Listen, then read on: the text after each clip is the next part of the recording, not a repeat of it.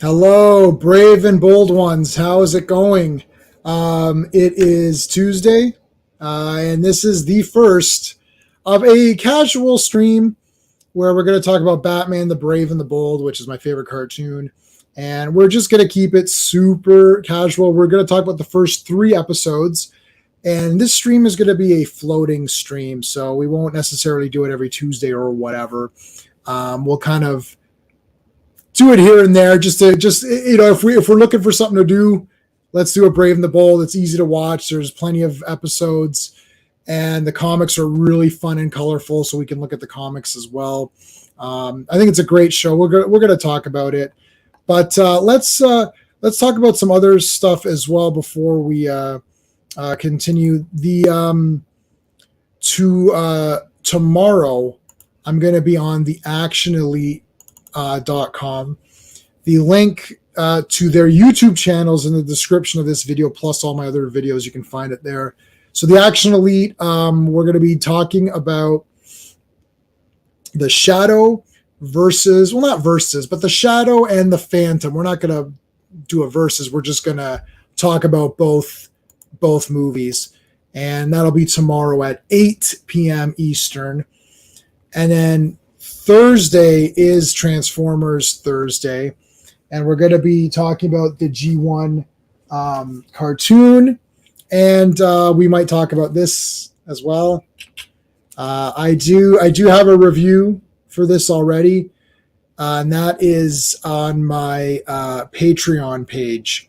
So that's patreon.com/jman77. So a few patrons have already seen my thoughts on this. And that review will be posted live on YouTube later in the week, probably Friday or Saturday. So yeah, we will talk about this at some point. Maybe not this Thursday, but definitely probably a little bit after that. So, and I got a bunch of covers for that as well. So that'll be then. And then, of course, every Friday is Fourth World Friday. So you guys know about that. Make sure you're there. This Friday, we've got 3 issues. We've got a New Gods issue, and we've got 2 Jimmy Olsen issues that we have to talk about. So I haven't read these yet, and but I'm going to read them. And I'm going to remind everybody, I am having a giveaway now for the Legion of Superheroes. The giveaway is a little bit different. I changed it. So I spoke with Bearded Shirts, and I spoke to Sean and Clobby off stream or off camera last night. And we decided to change the giveaway a little bit. So the giveaway is going to be a t-shirt. And what you're going to do is you're going to go to the video that I have for the giveaway. So it's on my channel. I'll post the link in a minute or two. You go to that link. You watch that video. Make sure you're a subscriber. And obviously like the video. And then in the video, I want you to tell me who your favorite Legionnaire is and why. Or you can tell me what your favorite comic book was for the Legion of Superheroes, and they will give and Bearded, and we'll pick 3 winners, and Bearded Shirts will make a T-shirt out of that comic, the cover, or the character you want. So, for example, if you like Superboy, you got a Superboy shirt there, and there's a couple of famous, Legion of Superheroes covers, and the shirt will look like that. It'll be print all around. So you see how it says Legion of Superheroes, the middle one? It'll be like that. So you can pick your favorite cover, let us know why it's your favorite cover, or just your favorite Legionnaire, and they'll make it into a t-shirt, or they could do a tank top if you want a tank top as well. So we're going to have 3 winners, and they're not going to be random. We are going to read the comments, and we're going to see what people say, and we're going to choose a winner between myself, Sean, Eddie from Bearded Shirts, and Clobberin Times. So we're going to pick a winner. I'll remind everybody about that contest or the giveaway in a little bit as well. All right. So that is that. Let's bring in my co-host for this one.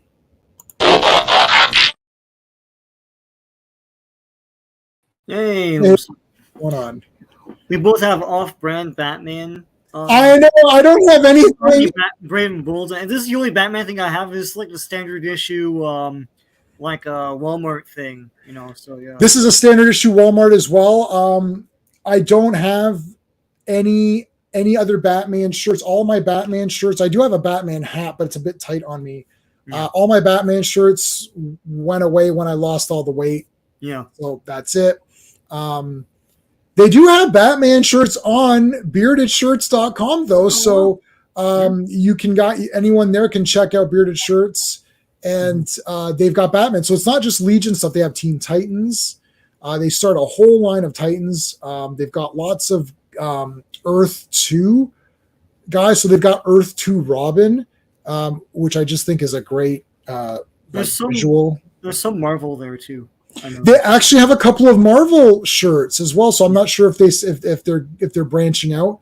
Legion is sort of their main thing, and I know the Legion superhero stream. They don't have anything for New Gods, so the two most popular things that I do on this channel is the Legion Mondays and the Fridays. So those are the two kind of most popular streams, and they've always been Fridays and Mondays, so everyone knows that those are the two big ones.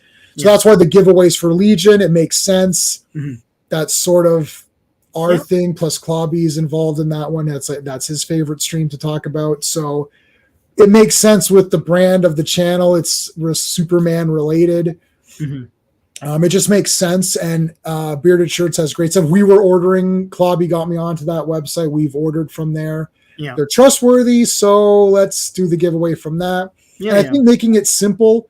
Just tell me which Legionnaire you like, why you like them. Boom. If you win, you get a shirt of that Legionnaire. Or if you like your cover, you pick a cover that you like. That Legion of Superheroes, that purple one is bloody awesome. I'm just going to order that anyways. Again, easy. You like that cover? Why do you like it? Boom. That's it. We've already got a couple of people already entered in the giveaway. So within like less than a day of me posting the new giveaway, we already have people. So, let's say hey to who we have here. We have Joe Dog. Joe Dog, what's going on, man? Yeah. And Classic Comics. Love the shirt based off of Legion 193. Yeah, so Classic, go to that video, post in the comments, say Legion 193. Why do you love it? And that's that. And because they can do a lot of cool stuff. So they'll do that. And it's going to be the print all around. Those shirts are killer. Yeah. Or you can do tank tops. I wasn't even going to offer. I don't know. I'm not a tank top guy, but I mean, Eddie said throw it out there. Like the Bearded Shirts guys were like, you know what, throw it out there. There might be someone who likes tank tops. I thought, yeah, okay, I'll throw it out there. It doesn't make it easier or harder for them. He's like, it doesn't matter to him whether it's a tank top or a t-shirt. So he said, go ahead and offer both to the subscribers, and then we'll see where it goes from there. So yeah, that's great. Let's talk about Brave and the Bold. Just generally, it started in 2008 in November. I'm just looking at the Wikipedia page. I don't have any of this memorized. Now, I own that series, of course, on DVD and then, of course, on Blu-ray, and I have a lot of the toys. And I don't remember if I saw the toys first, and then I got onto the show. I knew about the show first. I don't know when the toys came out, but obviously they wanted to sell toys with it. Right. And I thought it was a great direction because I was like, yeah, do more something, that everybody can watch, right? Because I always tell this story and no one believes me, but I honestly wholeheartedly believe that no matter how amazing the animated series was, it wasn't really for kids.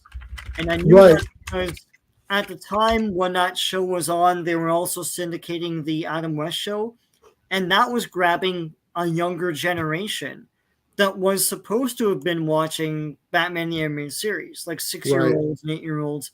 They were watching the Adam West show because it was more fun and colorful. So I think around the time, when was this? 2000? You said 8? 2008 is the. So let's take a look at the Wikipedia here. Right. So the Nolan. November 14th, 2008. So what was out at that time? Which Nolan movie? The Nolan trilogy was out. I think is The Dark Knight 2008? Let's take a look here at Batman. But it was big, and it wasn't really appropriate for kids. I'm sure they did have action figures for it, but maybe they weren't selling as well because people were like, well, why would I buy my kid this? Batman. The Dark Knight was July 2008. So you're spot on. It was right there, and I remember seeing, obviously we saw, Dark Knight and, in IMAX and whatnot. Yeah. And I remember thinking that, I wish, like, at that time, I thought this has just gotten a bit out of hand. Like, I actually liked Batman Begins better, which, maybe seems crazy, but no, a lot of people say that now.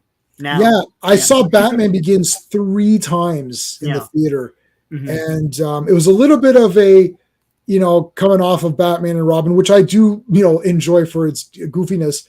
But really, I was like, Batman Begins was almost the perfect Batman movie in the sense that it gave us a little bit of everything. But then I was like, there's just something off. Like, it's not there yet. Like, there's something off.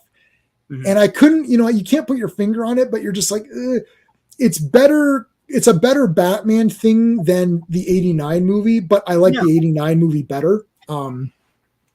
Like, I like 89 and Batman Returns better. But like it jettisons all the fantasy of it and the gothic fun of Batman, right? It's like you can't have Man-Bat in Nolan's universe. No. So what the hell's the point of this, right? Like Killer Croc can't exist. Right. Mad Hatter can't exist. So no. Oh God, no. But now we're in the zone. Now we're so far out that people were talking about Mr. Freeze in the second Matt Reeves film, and I thought, well, here's what Mr. Freeze is going to be. He'll be a serial killer who freezes people, like puts them in, he freezes them to death or freezers, and they'll be like, oh, he's Mr. Freeze because he's freezing them. It won't be a guy who literally requires a suit, like a containment suit to pump like the 0 degrees, like, or below 0, whatever, 100, I don't know what it is now. I feel like Godzilla keeps getting taller and Mr. Freeze's gets colder. It's like, so I don't know what it is most recently, like whatever it's, whatever below 0 he has to be at. But like, that's not going to be it. Right. Like, and then, and if they had Mad Hatter, it'll just be some psychotic child killer guy who loves Mad Hatter. You know what I mean? Like, he's going to be abducting and killing and stuff. And it's like, the problem was, I think, who is it? What's the name of that company that does the DC figures now? Spin Master. Oh, Spin Master. Yeah, the little they make stuff for kids. They always have, and they did make some cool toys for the Batman. I've got them all. They're all there. But I've seen them on clearance. It's like, the thing is that, like, it's not something you take home to your kid, right? It's, even though it's Batman, like, you should buy a Batman thing for your kid, but it's not. I mean, it's not fun or anything. Right. And that movie, like, I have lots of problems with it. Like, I like that they returned the Batcave and looks cool. His car looks too normal and not Batman-ish enough for me. Like Batmobile-ish enough for me. And everything it's trying so hard to be like a gritty film noir type of thing, like a 70s thing. But in doing that, they write sloppy and it just ends up looking stupid. It's like Batman's, like, the mystery isn't a mystery at all. It's just, and Batman's concentrating on the wrong things, and you think, oh, that's because he's a younger Batman and doesn't know. But the cops are doing the same thing too, so they're stupid because everyone's just badly written. Right. So anyway, I mean, this was more like, let's do something for the kids. Let's sell toys, right? Yeah.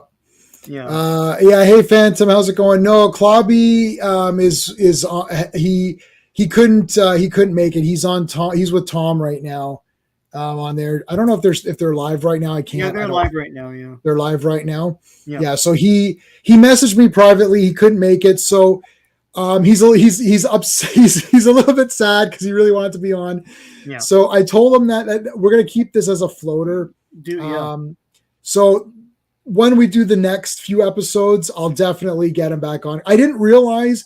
I just planned this to be a fun, loose kind of thing. And I thought, let's do Brave and the Bold. It's a fun thing. I love the cartoon. I didn't realize that. I know Clobby really loved it. I didn't realize that he actually thinks it's the best cartoon. Yeah. Which I also think. So I didn't realize that. And then I felt bad that I scheduled it, and I didn't even think to ask him. I was like, he did his Brave and the Bold thing. He's kind of done with it. I haven't done anything.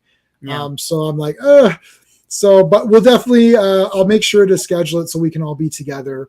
because he loves it. But you're stuck with Sean and I, so that's good. So Fanta, make sure you go on the giveaway and tell us who your favorite Legionnaire is, because when we can enter you, it'll be a lot easier than trying to make up your own shirt. We figured everything out. I know. Yeah, he loves Brave. I know he loves Brave and the Bold. But he's got the prior commitment, so it is what it is. But we'll work around it for next time. Yeah. But I always loved this Robin. I was so excited when this we're not that's not the episodes we're covering. I was so exciid when this Robin showed up. I thought, oh man, because I love. And they have the cover thing there when it comes through the. Yeah. He comes through. Yeah, that's cool too. Yeah. This is so awesome. But okay, so basically, let me just say one other thing. I really like they did what Marvel had done with Spider-Man for years in cartoons, where they used Spider-Man to just introduce pretty much every Marvel character. And the 90s Spider-Man cartoon had like tons of guys. Amazing Friends had tons of guys. So this one, it's like in this one introduced generations to characters that they probably would never have heard of otherwise. Which is pretty cool. And in cool versions that were like idealized, like Blue Beetle has a vehicle and everything, and and so does Arrow and everyone. So it's pretty neat. I mean, the Arrow mobile, like Green Arrow, is this is the Green Arrow. This is Green Arrow's best thing too. Yeah. I mean, like Gentleman Ghost coming in there, like Deadman teaming up with him sometimes. But Wanna Beast, for Christ's sakes, like how crazy is that? He's in the intro, he's in one of the Yeah. So basically I had I'd seen the toys. I'd gotten the toys. I've got Batman. There's been so many Batmans, but regular Batman, blue and gray, with a thingy on his back that you can. Oh, and all of the toys, all of the weaponry is interchangeable with any character. Oh yeah. So I got Batman, Plastic Man, Aquaman, Black Manta, Riddler, and Red Tornado. So those are the 6 figures I have, and they're all really neat. The Arrow car was just like so cool. Yeah. But George Perez back in the 80s adult Rome caution, that was very similar too. They never. Yeah, I know. I know. Well, they made him Nightwing, and then that was it. That was it for that iteration or whatever. Now they just say that's Earth 2 Robin or whatever. Yeah. I mean, when I watched the cartoon, I was like, oh my God, this is awesome. It's very colorful. Mm-hmm. It is bold, bright, bold, colorful. Like Batman is always Batman. Yeah. And he's got this I can handle anything mentality. Mm-hmm. And they're bringing in, like they brought the Outsiders in, it's like the Red Tornado, and they brought all of these guys in, and you're like, and they really held off on Superman, right? Like, yes, I know, which I was disappointed on, but is disappointing. But the point of it is that we take some of the lesser people. Yeah. But then Aquaman and Green Arrow became big highlights. Like, yes, yeah. And you're like, this is so cool. And Aquaman is just awesome in these. So I did post a poll for the best team up of the 3 episodes that we got. Now I didn't put Green Arrow because technically that episode is really a Blue Beetle episode. Blue Beetle, yeah. So the choices are Blue Beetle, Plastic Man, and Aquaman. Right now we've got 62% for Aquaman, 25% for Plastic Man, and 12% for Blue Beetle. And this is Jaime Blue Beetle, but they do mention Ted Corden. They actually do show Dan Garrett as well in a thing. So they acknowledge other Blue Beetle. I mean, this is Blue Beetle's best thing. Like, they should have just copied that. Blue Beetle movie was so awful, and you watch this first episode, you're like, well, hey, Blue Beetle's pretty cool. Why don't they just copy that? They should have literally just copied. Well, he claims that he got inspiration from this cartoon. Well, he can claim whatever he wants, but what inspiration led him to that, boring ass, awful movie? So, did you, the second I saw this cartoon, I thought to myself, oh, this reminds me of like Super Friends, and all that, but done more sensibly, but sensibly, not more grounded or realistic or less goofy. It's like, look, this is like, it's fun adventure. Anything goes. There's aliens, there's bad guys, but it's more sensible. Not like Superman, like, you know, cuts the moon in half and uses half the moon to deflect. You're like, but it's funny because I didn't know Batman was Diedrich Bader. I think that's who. Yeah. Oh, it is. Yeah, I knew immediately. No, but like I thought it was. I thought they got what's his name back because it's that same Tinder, and it is kind of the same character, but now put into these more adventurous situations. So he does like one-liners and stuff, but still has the serious Batman, right? Right. You know, like I love. Well, we'll get to it, but I love at the end of the Aquaman episode where he's like, you know, I thought like Aquaman didn't understand what was going on, but then I realized like he knew exactly what he was doing because like he reads Orm like his adventures. He knows it's gonna annoy him. Yeah. But it looks like he doesn't know. You know, Yeah, he's like, oh, Orm, let me tell you about this adventure. Orm's like, oh, it's like, oh no, Aquaman knows what he's. It's just so good. So there's the whole thing with Superman. So I guess so I didn't realize that was right at that time. And then after that, it now says with permission from the families or whatever, the families of Schuster and Siegel or whatever, with permission of the family, something like that. I don't remember. Yeah, outrageous. Yeah, and they had great. Yes, I remember this. Julie Newmar. Yeah, it was Adam West. Yeah, I remember that. If you go through the voices, it's crazy. They got everybody that they could have gotten that was involved in some sort of Batman project for something. Yeah. Like I know they had Adam West as the Gray Ghost in the animated thing. That was cool. Which I thought was really neat. Yeah. But so did you like when I first saw this, I was like, I love this cartoon. I was like, and I was thinking literally off one episode, I thought, oh, I think I like this better than the animated series. And I thought that can't be true. That was like, there's no way.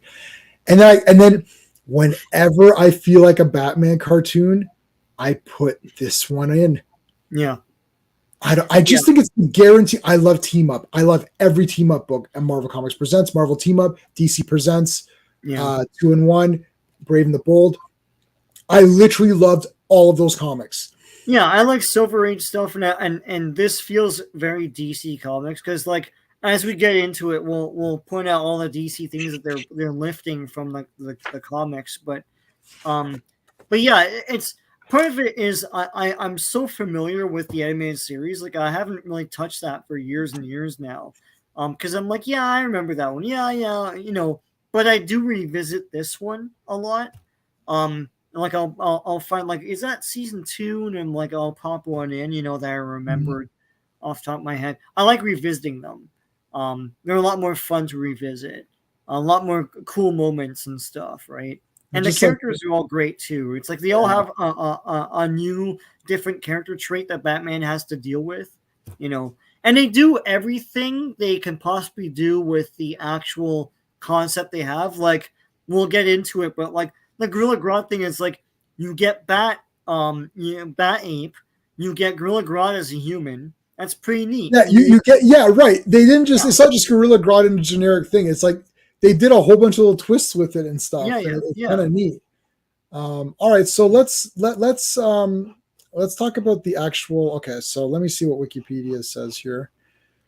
So the first episode is the Blue Beetle one, but so let's see. Here's what Wikipedia says: Rise of the Blue Beetle, directed by Ben Jones, written by Michael Yellen. So this is definitely some sort of Croatian name. Yeah. So Jelenic, I would say Jelenic is the way I would pronounce it. Jelenic. November 14, 2008. That's the original air date.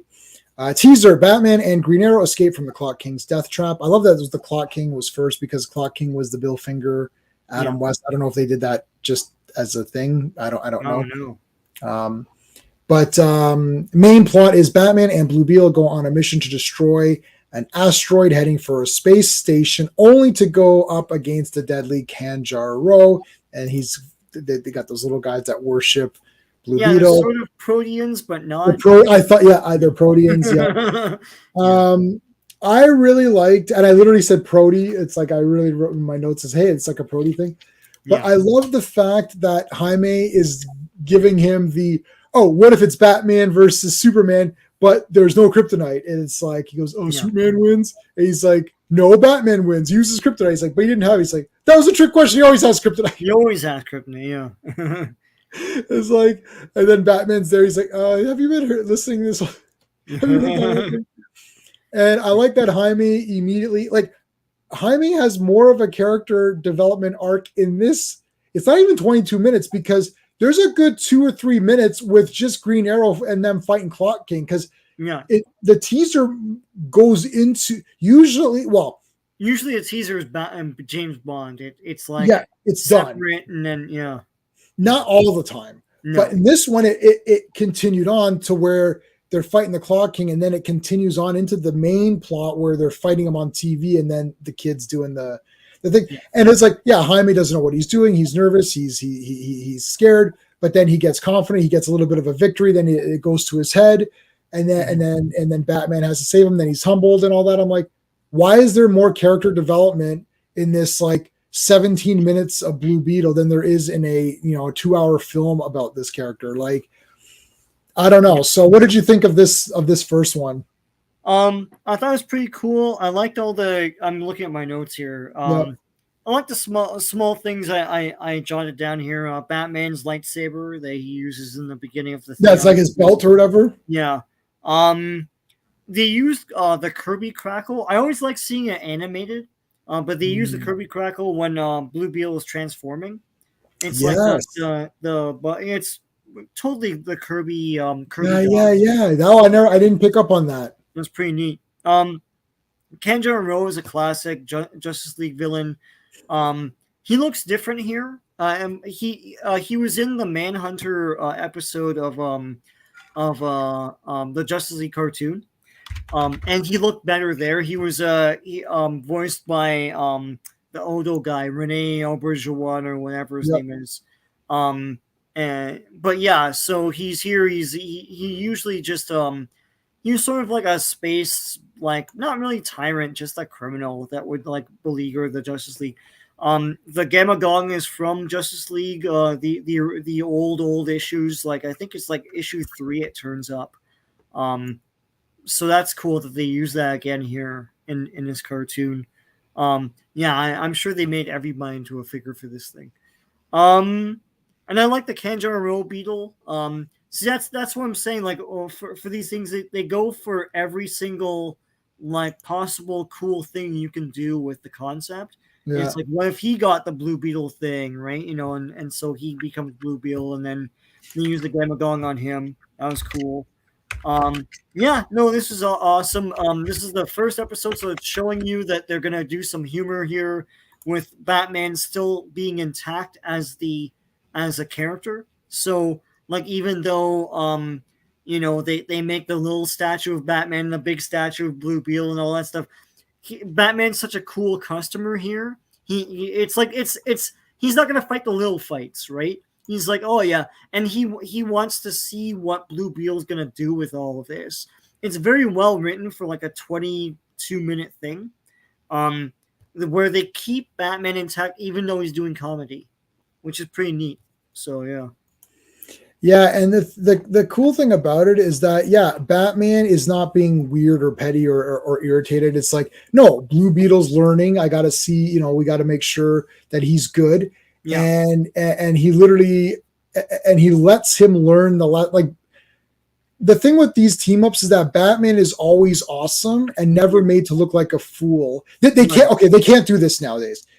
The main hero looks good, and you just said it's Batman. He retains his awesomeness. He is awesome. Yeah. But Blue Beetle also shines. Yeah. I don't know why they can't apply this formula to other things. Well, it's can't write characters in their own universe. They gotta be them, like write themselves or something, and everyone's their character. Right. Yeah. Now, what do you think of the Clock King? The Clock King, they do the newer, like he has a clock face and everything. It's pretty neat. It's cool to have him in there. I don't know if they made a figure. Are you looking at it? I think they did. Yeah. I'll take a look. Yeah. Yeah, this is the Clock King that we know. That's the one I know, and I remember that version in the Who's Who issue that I had as a kid. But right, And I mean, it makes sense that they more like cartooned them up here, and I'm sure that's a design from the comics as well. So let's take a look here. Clock King, Brave Bold figure. I can't remember if they made him or not. Oh, they only made a small version of him. Oh yeah. But I mean, how crazy is this? Like, that's cool. Yeah. I've only got 4 of these small ones. Oh yeah. Yeah. Yeah. It was Green Arrow, Deathstroke, Batman, and Prometheus. Yeah. So they're not from Brave and the Bold, but they took the molds of the Brave and the Bold style and made other characters. Yeah. Errant, AR. I got a bit off tuning. Yep. Oh, Brave and the Bold. Yeah, watch it religiously. Yes, it's awesome. So, I agree with you. We love it. Aquaman is outrageous. Yes. So we're just doing the best partner of the 3 episodes we're talking about. Yeah. And if you're a Legion fan, make sure you go to the giveaway video and tell me who your favorite Legionnaire is, and you can be entered to get a shirt. So, so like I have this Batman. Yeah. You see, so it is sort of Brave and the Bold-ish, but it's not exactly. Oh. So I've got the Batman, but this Batman came with another character. Okay. So like, here's Brave and the Bold Batman, right? Like, this is awesome. Yeah. Like, this is just like the best ever. So cool. That's cool. Yeah, that cape looks good there, but yeah. I know it doesn't go with the is that the figure that the Brave and the Bold figure? That's the Brave and the Bold figure. Oh, okay, cool. Yeah.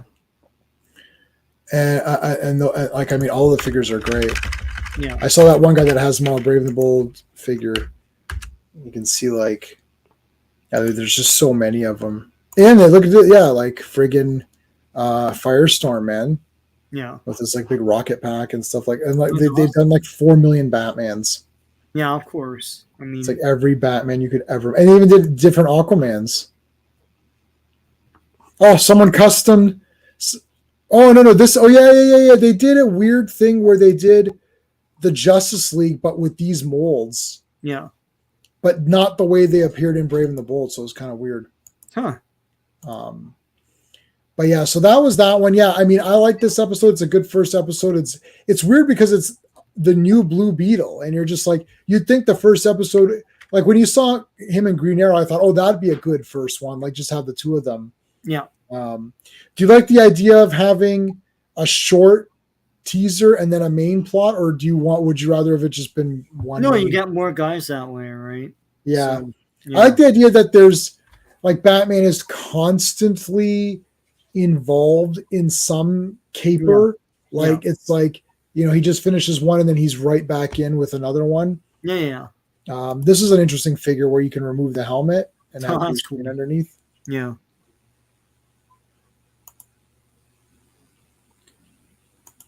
Joker. Oh yeah. Oh, when's this coming out? What the hell? Oh, it's custom, of course. Yeah, of course. Yeah.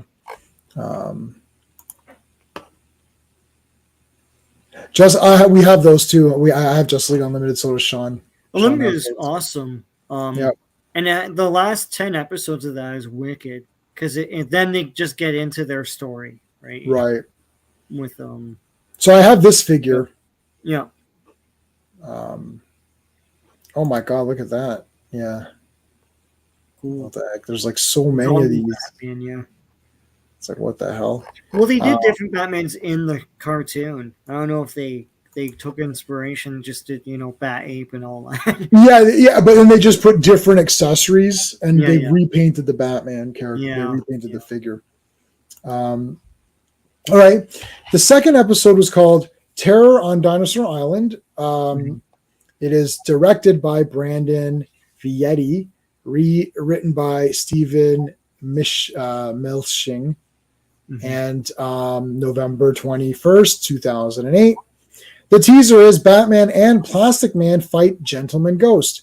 During his crime spree in the Day of the Dead Festival, they get help from Fire, which just issue 2 of Fire and Ice came out today. Yeah, Fire just randomly appears. She doesn't say anything. She's just She just appears. Yeah. So the main plot is, according to Wikipedia, well, I mean, not according to, I'm just reading from Wikipedia. Yeah. Main plot: when Gorilla Grodd creates a machine on Dinosaur Island that will turn humans into primates, it's up to Batman and Plastic Man to save the day. Note: this episode contains a flashback depicting Plastic Man's origin when he was Kite Man's henchman. Yeah. Now, I don't know much about Plastic Man at all. I've never read any Plastic Man comic. But I mean, Kite Man, like, that's the thing. They're grabbing like just deep cuts from DC lore and just putting them into this show, just for fun. Yeah, like that's awesome, because Plastic Man was not an original DC character, correct? Yes. Now I grew up with Plastic Man from the cartoon. Yes. And I have the big Plastic Man autobiography about the guy who created him. He had a sad life, but it goes through all the evolution of the character. It's pretty awesome. He's a great character. I mean, he's DC to me, but I don't think Police Comics was a DC comic. Yeah, yeah, Baby Plaz. Yeah. This is funny. Plastic Man in this is pretty funny. So let me see what so again, this is where the teaser does go into the main plot. Yeah. So we've got the Day of the Dead thing in the beginning with Fiery Up. Now, is he part of Kite Man's, like, okay, obviously they've revamped these origins 100 times. Yeah. Do you know if he was part of Kite Man's crew? Is that he was a villain, and well, he was a criminal. Like Eel O'Brien was a criminal, and then I know he's a criminal. When he became Plastic Man, he was a hero. I wouldn't be surprised if he was part of Kite Man's gang. And like Phantom Outsider, do you know? Like, there's a lot of, so this episode has a lot of cool Plastic Man kind of things. Yeah. And he's a super fun character because it's like, you know, he wants the money and all that. And he's like, save the money. Yep. Okay. I heard you. It's like, no, don't. Yeah. He's like, leave the money. Let's go. And he's like, save the money. Okay. Yeah. Yeah. And he eats all the gold bars and all that. And that was awesome. But then he like shoots them out. He shoots them out. Cool. Because as a kid, it's like Plastic Man isn't a stretchy guy. It's like he can become things. And that was something that, like, it's like, it was hard to explain. It's like, I mean, like in this picture here, like he's become a boot on Batman's leg, right? Like he's a stretchy guy too, but like he could become things as well. Yeah. Like he becomes a shovel at one point. It's like, no, this is not happening, and they're trying to dig something, like the apes are using. Yeah. Yeah, and there's the figure I have. Yeah, the Plastic Man toys for this were pretty awesome because they never really did a lot with them before this, like in terms of merchandising and stuff. Right. Yeah, like look at how weird he is. Like this is so neat. Yeah. They made a car, right? From. Mm-hmm.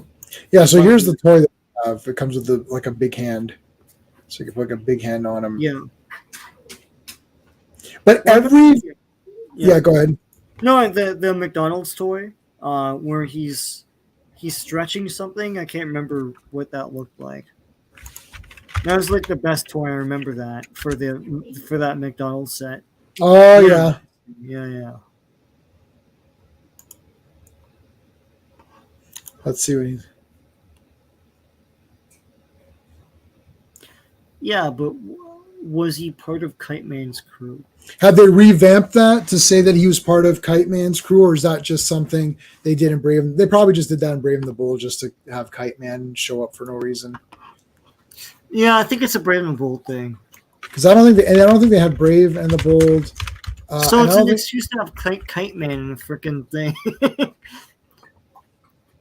Because he turns up. That's a cool picture. I'm going to save that. That's really neat. Kite Man.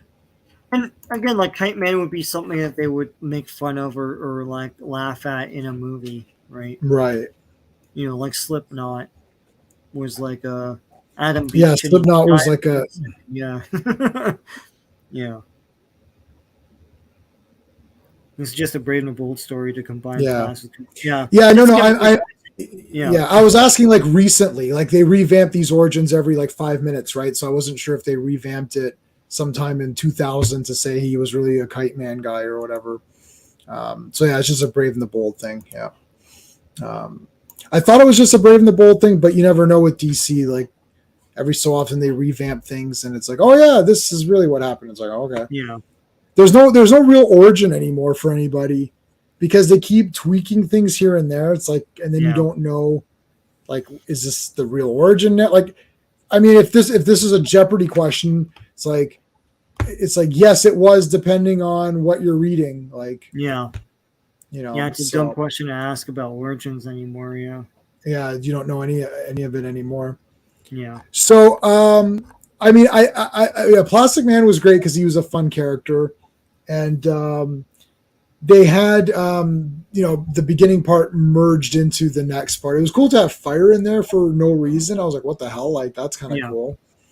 So, what did you think of the second episode? What do you have for notes? What do I have here? So yeah, Gentleman Ghost. I always loved that character. Yeah, So there's a lot of cool, even though it's a small segment, there's a lot of cool stuff. They use nth metal, and which is metal.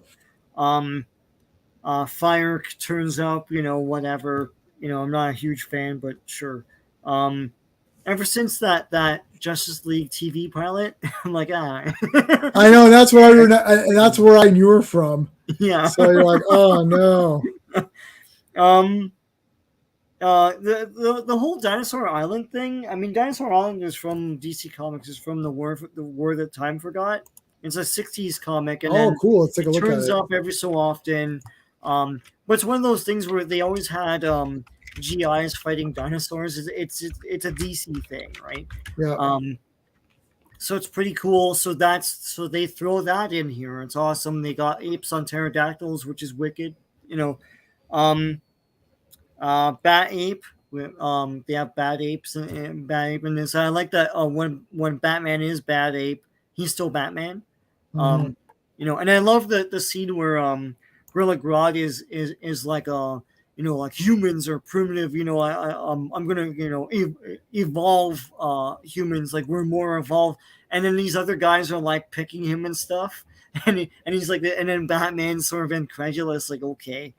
Um, I like the human Gorilla Grodd. I mean, he's gonna come back, but he's like just this bald guy, but he's still acting like an ape. He's like swinging from things Yeah.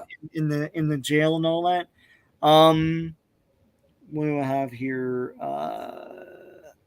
Oh yeah, yeah, and Plastic Man. I mean, establishing him as a reformed criminal that still can fall off the wagon at any second is a great idea for a cartoon.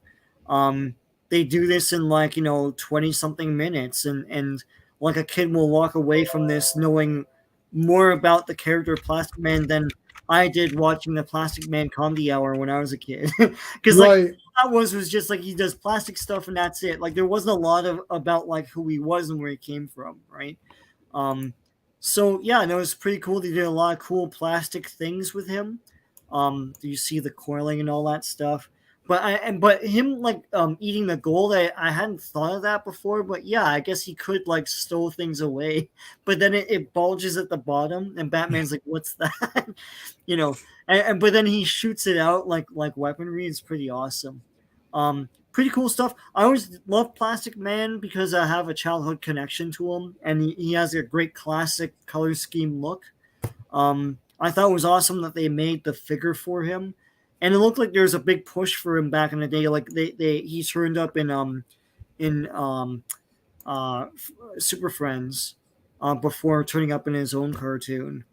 He was. Remember, there was a mouse in the machine, and he had to use his arm to get the mouse and all that. But anyway, yeah, pretty cool stuff. I love that they had Plastic Man pretty prominently in this cartoon. introduce him to a new he appears a bunch of times. Yeah, yeah. And in the figures as well. So yeah. Oh yeah, the figures too. Police Comics 1 was from Quality Comics. Okay. Which DC bought, right? Makes sense. Yep. Plas was introduced in 1941. Catman was in 1960s. So yeah, Batman 133, the most valuable Batman issue. But there's a lot. There's just a lot of cool stuff going on. In this one, yeah. There's the. I'm trying to find all the. There's like the coil. The springy plastic man. Yeah. And I like all of the coloring for all the characters. Everything is very bright. Like Batman is blue and gray, and like Plastic Man is very bright red. And he's got the black like this. And as a kid, you always debated with yourself, like, is that shadowing or is it part of the mask? I liked it being part of the mask because it looked cool, So yeah. I think it's shadow. I think it's supposed to be shadowing. I think originally it was supposed to be shadowing, but like here it's just part of the mask. But yeah, it's a classic look. It looks cool. Yeah. Yeah, no, it just looks cool. Yeah. This is awesome. Yeah, see there it's shadowing. But in the figures it's totally like it's just like that. And like where the eyes are is black. Yeah, like this is season 1 key art pretty much. Like these are your main season 1 guys. And like Plastic Man, like there's so much this has a lot of Plastic Man stuff. Yeah a lot of kids are gonna like remember this and grow up with it, and then 20 years from now they'll make a Plastic Man movie. and then we'll be on here saying it's not like the comics. It's not like the comics. And they'll put my dentures in. Why are you losing your teeth? Like what happened here? Well, it'll be 20 years from now, man. Yeah, I'll only be in my 60s, but yeah, you're not losing your teeth just yet. Brave and the Bold, and next one is Evil. Oops. Evil Under the Sea. Under the Sea. Under the Sea. Under the Sea. Wrong company, but. All right. So, Wikipedia, Evil Under the Sea. Michael Chang, who is the director. Joseph Kerr is the writer. December 5th, 2008. The teaser, Batman and Adam fight to prevent Felix Faust from opening Pandora's box. That entire thing was goddamn awesome. Main plot, Batman investigates seismic activity and pays a visit to Aquaman, who is unaware that his brother Orm is conspiring with Black Manta to conquer Atlantis. Aquaman and Batman team up to battle Black Manta.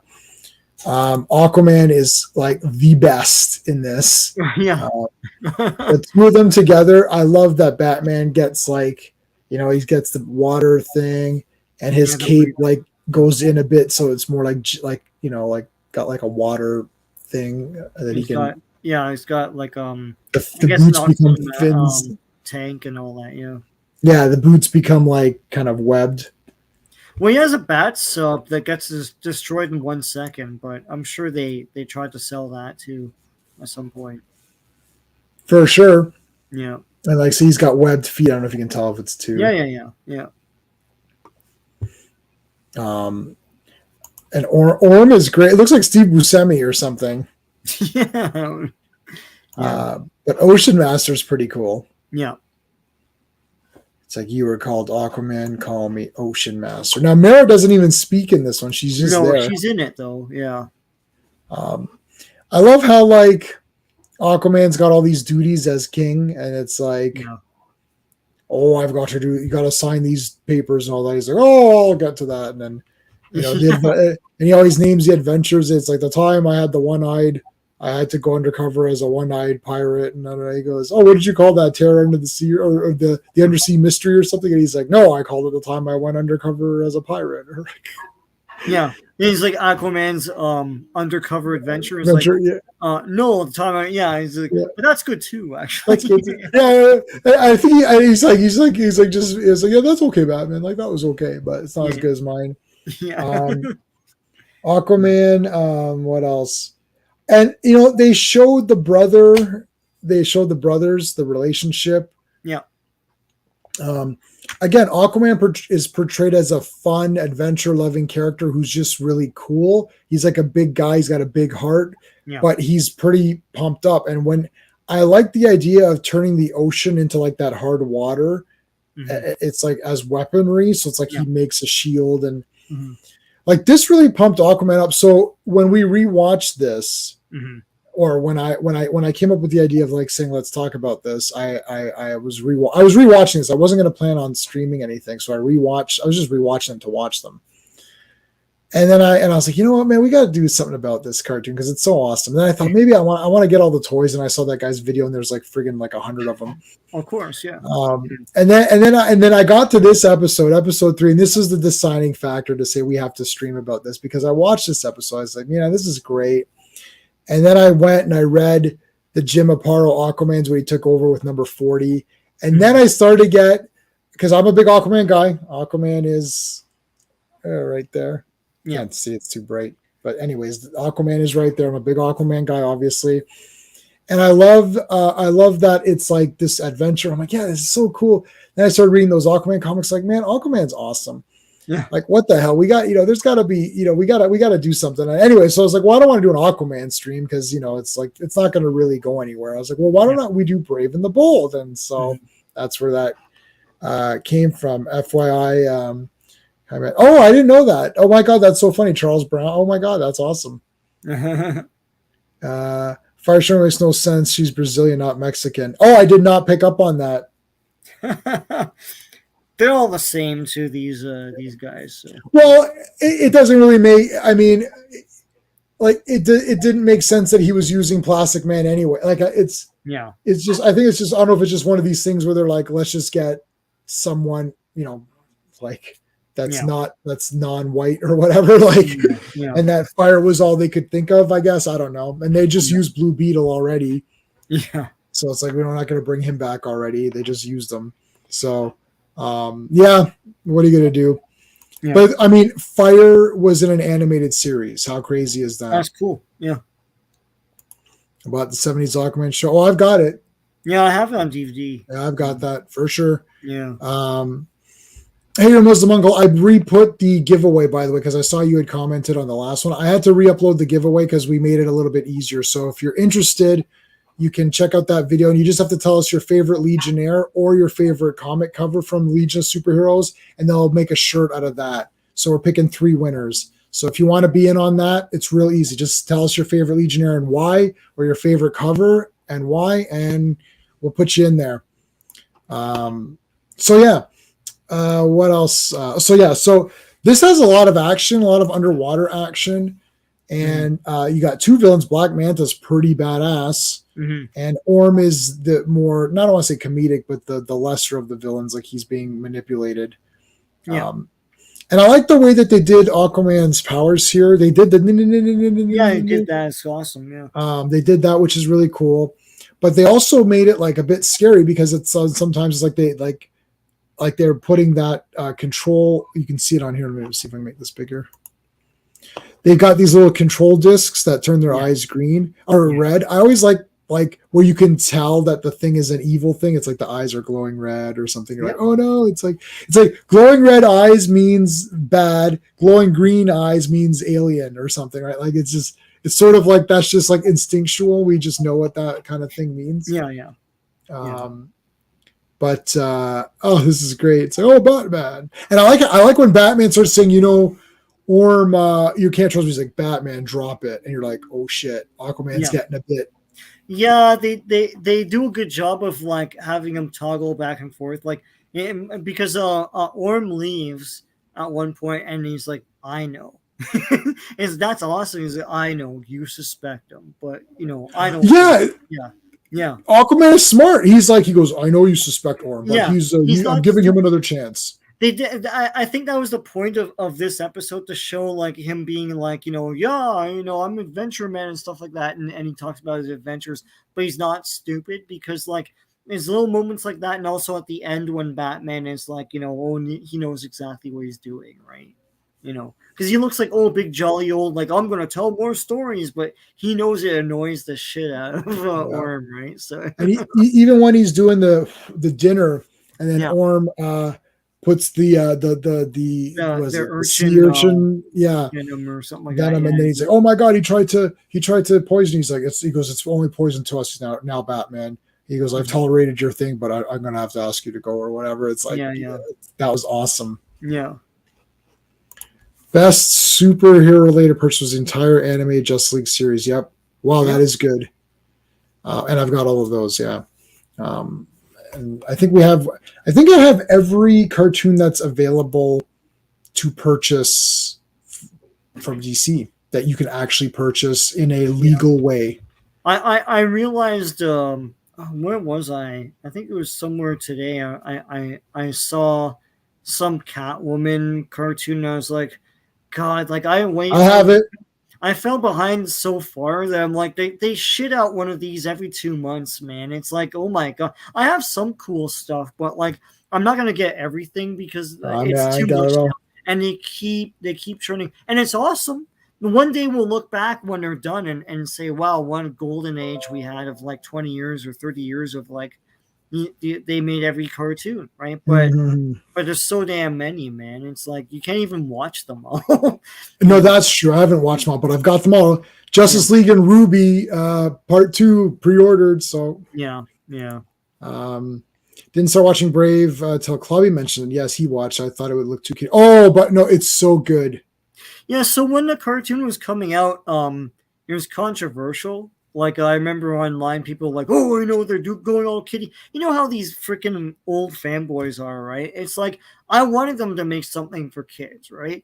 And I was glad when I saw this, it wasn't stupid. Like, we talked about this. It wasn't dumb. It was still something that a kid can watch and get adventure and action from and get a sense of the characters. And not be like overly gritty and talking heads and just like too sophisticated for them. This is pretty cool. But yeah, it was controversial before it came out because they said like we're gonna make this skew younger, and people lost their shit. Like, oh my god, and to me it's like we got a good run of Batman animated series. There's way over 100 of those. So I was fine with it, right? And we got a good show out of it. So yeah, I love this cartoon. I think this is the perfect. Yeah. I think this is perfect. Like it's exact. I could watch it with my nieces and nephews. I could watch it by myself just for fun. I don't like, this is the Batman I like, man. I want blue and gray Batman. Yeah. I want him to be friends with these people. I don't know. I don't like. This is my favorite Batman. Like, I don't know. This is what Batman is to me. It's just like, I'm totally okay. Listen, I've seen The Dark Knight like 3 or 4 times. I saw Batman Begins 3 times in the theater. And then I've seen it, 3 or 4 times, of course, at home. I've seen the animated Batman series, of course. And recently I upgraded from DVD to Blu-ray. I think you did too. The Adventures, the Batman, that Blu-ray just came out. Yeah. And now I watched those episodes of Batman, and they're goofy. Yeah, like I don't know what to tell you. Like those are goofy. Yeah. This is the perfect blend of doing it, where it's like it's fun Batman teaming up with different guys, going after cool villains. Beware the Batman. I do. Okay, so hold on. We're behind a couple of CGI one, right? Yeah. Wait, hold on. Did I miss some? Oh, okay. Unlimited. Okay, so it's just them talking about Unlimited. Agree. I didn't have for me to go next gen fans keeping this going. Yep. That episode was great. River Shazam. Yeah. Okay. So that. I remember that one. Hot take. I love Beware the Batman. Let's take a look at Beware the Batman for a second. Beware the Batman was cool because they were trying to get away from the regular villains and do some other guys from the comics. Oh, I have this. Professor Pig, Magpie, some other ones. And I appreciated that. But a lot, once again, it was controversial because it's not Batman the animated series. So people are like, oh, this sucks. This is stupid. And I was like, I thought it was cool. I mean, I like highlighting. It's not like they made up villains; they just highlighted other guys. Like Anarchy? Is this Anarchy? That's crazy. Yep. Yeah. So I gotta watch guys this. You wouldn't normally see. I like that aspect of that show. So I own it. Duh. Yeah. I have not actually sat down and watched it. How many? I have them all digital. Let me see. Oh, I've got everything digital. Yeah. That's why I said I own everything that you can purchase legally. Yeah. Anything else, I got it. But I'm talking about proper Beware the Batman. How many episodes or how many seasons? Oh, one season? That's it? Yeah, because everyone hated it. Oh, well, I own it then because I got it. I thought it was cool, man. I don't know. Listen, look, I am such a sucker for Superman and Batman that it's almost impossible. Like, I've watched The Batman like 3 or 4 times. With the movie, right? The Matt Reeves movie. Yeah. Because there's the cartoon The Batman, which people didn't like. I have that also, too. But that was the one with Batman versus Dracula. Yeah, which I have. Yeah. And that was the one that followed this, correct? Yes. I think it was before this, no? No, I think The Batman. I thought Beware the Batman was after this. Maybe I'm wrong. No, it's the movie, right? Oh, it's the cartoon, yeah. Cartoon, right? This is the cartoon. Yeah. Why am I? Oh, do I have the screen shared? Okay, you guys, it's too small for you guys to see. It's small. I don't know what the hell's happening here. 2005, 2006. Oh, so this is weird. It's like, okay, before. So it's like, it's right before. It's like really it's right before. And then they said, okay, Batman, Brave and the Bold. And that lasted longer. I own all of this as well. Did you like this one? I liked it. At first I was like, what, like they were doing new versions of all the guys. Joker looked weird. But I liked it enough. It was pretty cool. They tried to be a bit different, and I know people didn't like it. But now, I mean, it's long forgotten, so people like it now. Yeah, I'm gonna. You know what? I didn't realize this was only one season. I'm definitely gonna watch this. Yeah, it's neat. Well, it's neat because like it's obscure villains from the comics, who wouldn't normally get a chance, right? Is this Cassandra Cain? Oh no, it's Katana. Yeah. Oh, that's interesting. Yeah. No, it's an interesting show. Oh yeah, look at all the guys back here. So hold on, that's Anarchy. That's Pig. That's Professor Pig, yeah. Who's that? That's somebody. Okay, so is this Black Mask or no? Who is that? I can't remember. I can't see it probably. I can't tell. Yeah. Oh, Magpie? Wow. Magpie was in it, yeah. Okay, I will have to. If I wasn't so lazy, it's probably going to be a big cult classic because a lot of those guys probably won't get a chance after this, like the villains. Yeah. My only fear, because I actually would buy stuff and then I would get a digital copy. Yeah. So I got all of Arrow, all of Supergirl, all these things digital, and now they're all gone. Soon as they switch from Ultraviolet to iTunes or whatever, I lost everything. Mm-hmm.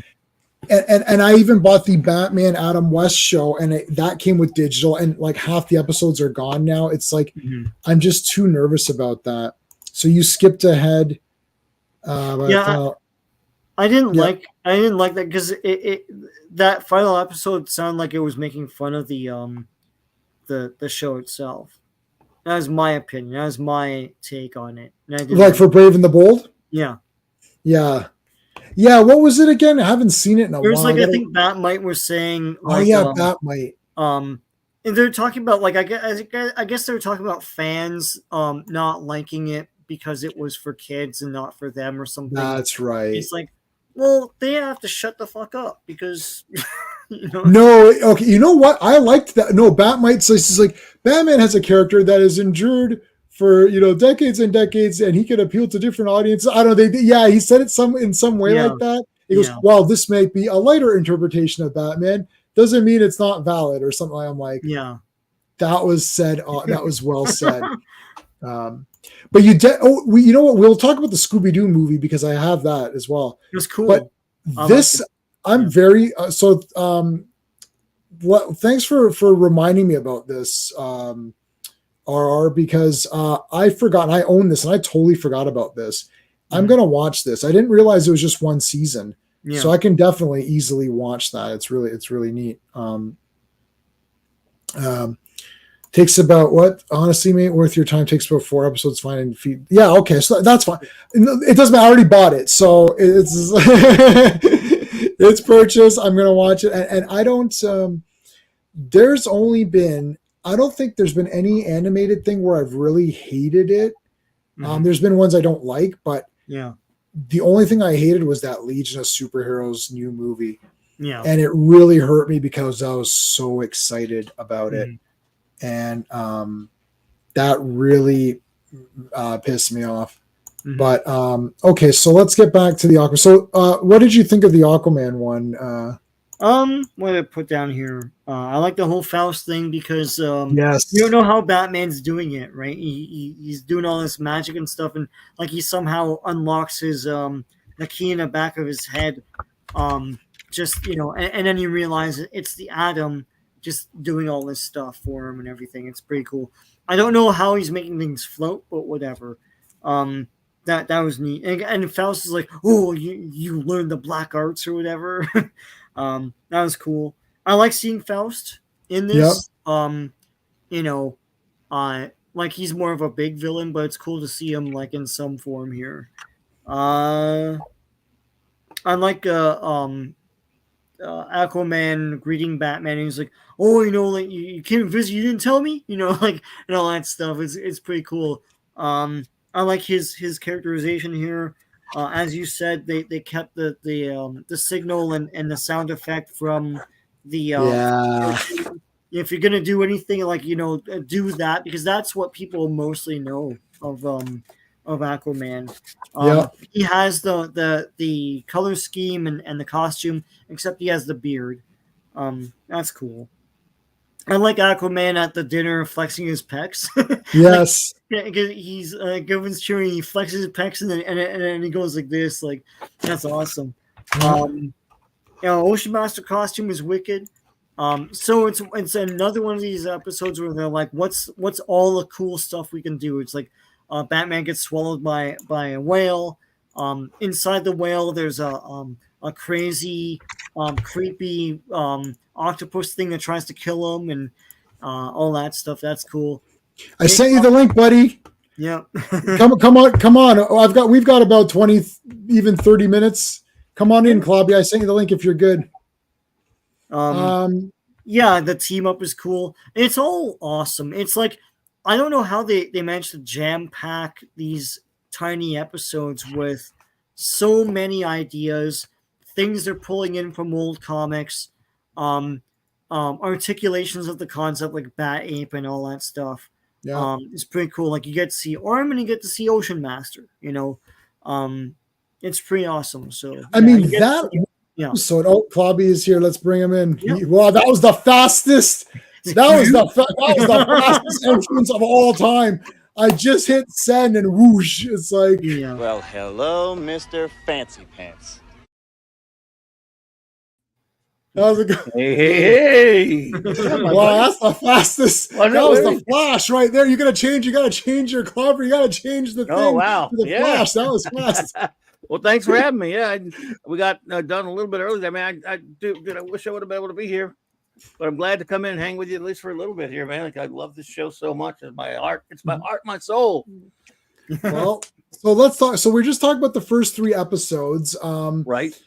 And I was just gonna say, and then I'll let you hand it over to you. This one episode is crazy because you got Faust, Adam, Batman, Orm, Black Manta. Who else we got? Like, it's like, well, this is a lot of people. Yeah. In one, and you walk away thinking they're all awesome. There's more interesting things with Felix Faust in the opening 5-minute teaser thing than there is with some villains in an entire 2-hour like MCU movie. Yeah. This is crazy. Yeah. And I thought that this Aquaman part, whatever, I don't know how long these episodes are, I don't know, 22 minutes or About whatever. 22, 20 something. So what would you say, like, so if we remove the first bit and then there's the intro and there's credits. So let's say there's like 17 minutes of just the Aquaman part, right? Yes. But I don't know. About that. That has more. I like the Aquaman movie, so I'm not really bad mouthing it, but I'm gonna bad mouth it a little bit. Yeah. There's better characterizations and a better story structure in 17 minutes than that entire movie, because I'm like, okay, I understand Aquaman's relationship with his brother. I understand the tensions. I understand that it shows Aquaman as a fun-loving character who likes adventure, but is also very intelligent and knows what's going on. He's not a pushover. It shows that he's got responsibilities as being the king.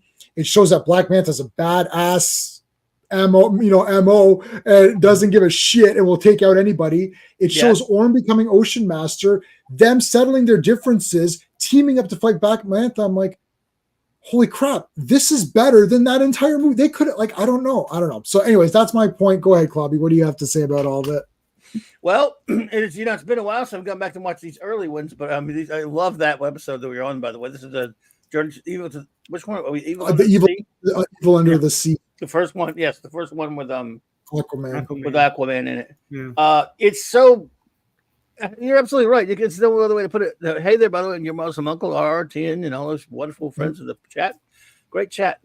It towers over that movie so much. This was, when I first saw it, I was so shocked at this interpretation of Aquaman. Like, I love Aquaman, but we call him Aqualese because he is the Marvel Hercules. Right. Just acting, and he acts exactly like him. He does not. There's no iteration of Aquaman, including the stupid dude bro that later ever acted like this in comics. Never. Right. It just wasn't his personality. For him to be just all of a sudden out of nowhere, it's like, and I get, look, I think Michael Jelenic and of course James Tucker was the boss. He was a big time, and he knows his DC Comics history, but he must apparently like some Marvel too, to decide, look, let's just totally revamp his character, and who will notice? Yeah.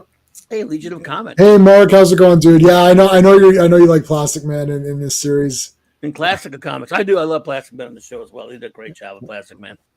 Oh my God!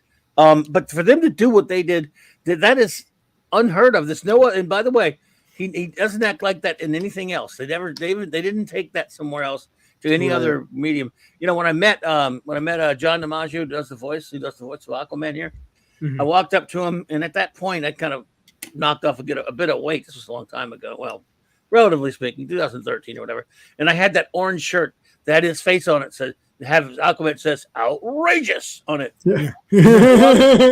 I walk up to his table, and you know what? He looks sort of like that Aquaman at the time. John looks like that. And walk up to his table, and he's signing. He played Dust Bender's voice on True and Adventure Time voices. He does a lot of voices. And I walk up to him, and his friend said, "I know what you want a picture of," because he had a picture of Aquaman. I said, "Sure." Right. We started talking about it, and I tried to explain to him how he's based on the Marvel Hercules. Right. He didn't know what I was talking about. Right. But he is, because James Tucker knows it. So that's automatically, when I saw this episode, I'm like, he's not acting like Aquaman. Yeah. That's kind of weird, but it was so funny. And yes, Orm's there, Black Man. Anyway, I didn't mean to go off on a tangent. Sorry. Yeah, we talked about too that he might be going like outrageous and all that, and recounting his tales and stuff, but he's also not stupid. They do have moments here where it's like I talked about when Orm is introduced, and then Orm goes off to like do something, and Batman and Aquaman are left alone, and Aquaman's like, I know you suspect Orm. Right? It's like he's not dumb, right? And at the end of the episode, Batman is observing Aquaman as he recounts all his tales to Orm, and then Batman's like, I thought like he was like aloof, but I realize now he knows exactly what he's doing, because like Aquaman's trying to annoy the hell out of Orm, and now that he has him in jail, he's gonna just like tell his tales for all day, right? Yeah. So no, I don't. I've read a lot of Aquaman. Aquaman is one of the guys I always go back to. So anytime they restart the series, I go back and I had all the Peter David run, but I sold it at a show, and then I kind of felt bad about selling it. But I always go back to Aquaman. I don't remember exactly if I read this particular thing, but it sounds pretty cool. I just got a bunch of Aquaman comics, which I'll show next time. Yeah, all of them act like eccentric versions, which makes them fun. Yeah, John DiMaggio. So this is him, right? Outrageous. Hey, Fancy. Yeah, he looked a bit. 2013. He looked a little bit younger, and of course, later some of the horrible things he said on Twitter made me hate him. But I mean, other than that, he was nice to me that day, though. And yes, I have that orange shirt that I had a couple of Batman Brave and the Bold shirts, including the blue one of Aquaman. It says, "The adventure of the time I got this cool T-shirt," or whatever. Look how awesome he is! I love this bright. I like the designs in this cartoon. It's almost like it's all like the perfect color schemes that I want. Like I just and like I have the comics on Comixology for this cartoon. And we are going to look at the comics, so I want to do those as well because I never got any of those. I got to go look at those. Yeah, it's exactly the cartoon just in comic form, right? And they kind of renamed the series and started again or whatever. And then there's like I found these UK versions, which had like activity books. They were activity books, so it was comics and there was like I was like, this is so cool. Oh, it was like annuals. Yeah, but like there, and I think they annuals would come with like activities and stuff too. I think it was more like a magazine style. Like it looked more like a magazine. Yeah. Aquaman was very serious cartoon. Yeah, we've got the cartoons pretty much, man. Yeah, so he was the Hercules guy, like, oh, we're going on adventures and all that, and it's like, but like, and yeah, we talked about this earlier, and we're saying like, yeah, at least he's smart. Like he could be a fun character, but he's the king. He's not an idiot. Yeah. He's brash.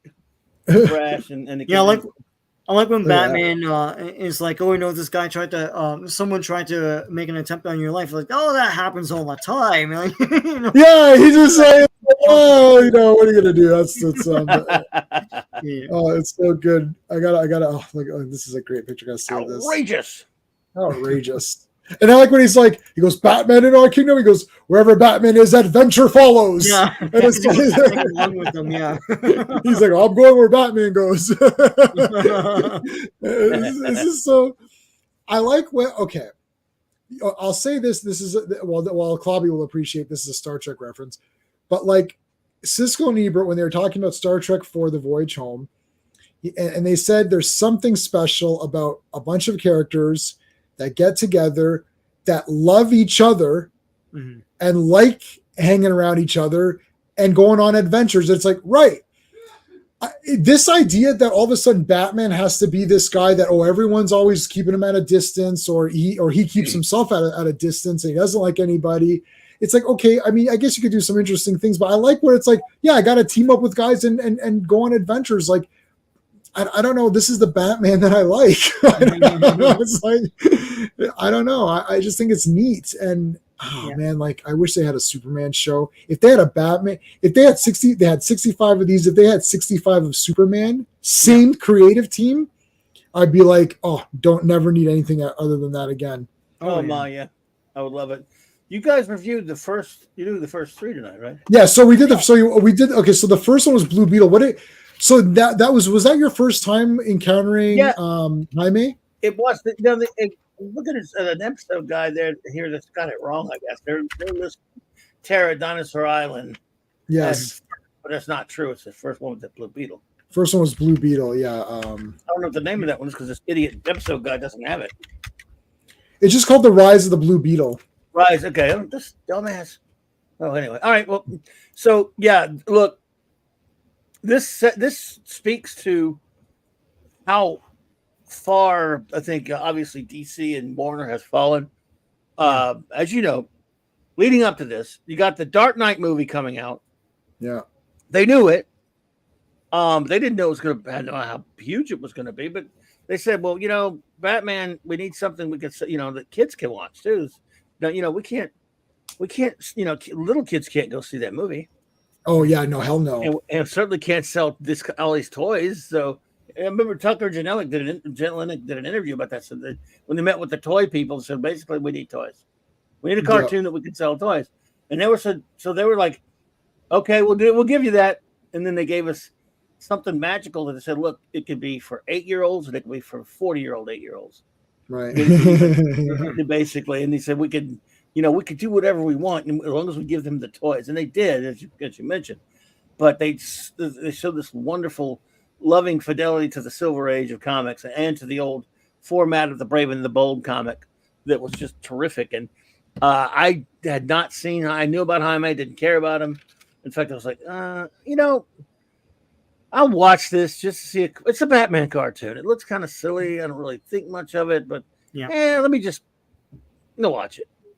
And I watched it, and again, you could have started with a different character that would have got me more enthusiastic because I was like, that guy, whatever. But I did.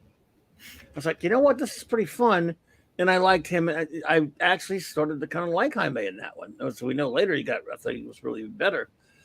But you were going to have to grab me with something I really wanted to see, though. So the next one we get, I think that was Plastic Man. Yeah, that was Plastic Man. They should have. If the first one was the Aquaman one, that would have been the stellarest, like ever. But anyways, yeah. Oh yeah. But Plastic Man got me. I'm like, oh, this is great. This is so much fun. And then of course, Evil Under the Sea, the Batman one, and I'm like, I'm there. That's it. I can't wait to see what's next. Good God, what a ride. Yeah. And in the Blue Beetle one, this is the first time a lot of people are probably seeing this Blue Beetle. Now, I had read some of the comics before. So, yeah. But think of it, look at it this way. In the beginning, he's unsure of himself. He worships Batman and he wants to prove himself, but he's also scared because he's a kid. So they go to the alien planet. He does get a little bit of confidence. He gets his first defeat, or he gets his first victory. And then it goes to his head, just like a teenager. Oh, I got this now. I got this all under control. He gets beat up. He still needs Batman's help. And at the end, he comes out a better person. That character arc in 17 minutes is more than the entire Blue Beetle film that we just watched a couple of months ago. It's embarrassing. Mm-hmm.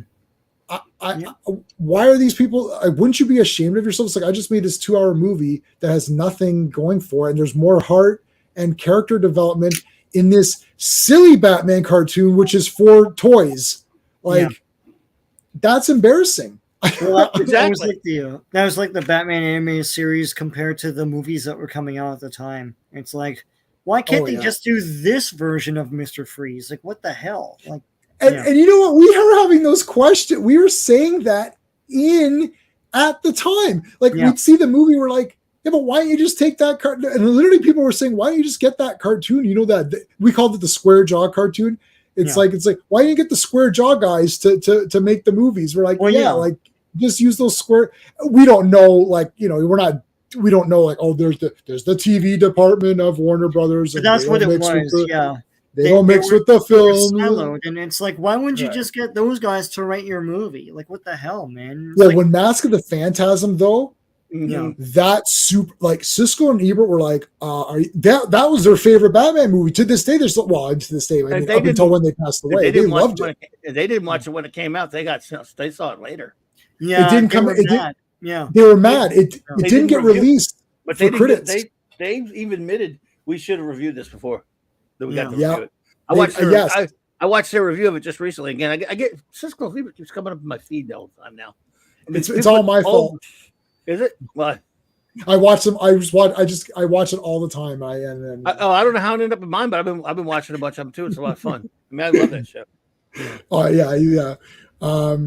But yeah. So, anyways, so the Blue Beetle one was really fun. And then later on, they do have Ted Kord. They show Ted Kord, and they even have Dan Garrett and stuff too. Follow the Blue Beetle. Yeah. That makes my top 25. Or put it like this. I mean, not too many of the first season. Some of them do make my top 25, but that one, of course. Follow the Blue Beetle. Oh my God! Remember, I did a top 25 thing. I watched it. I want to do it again.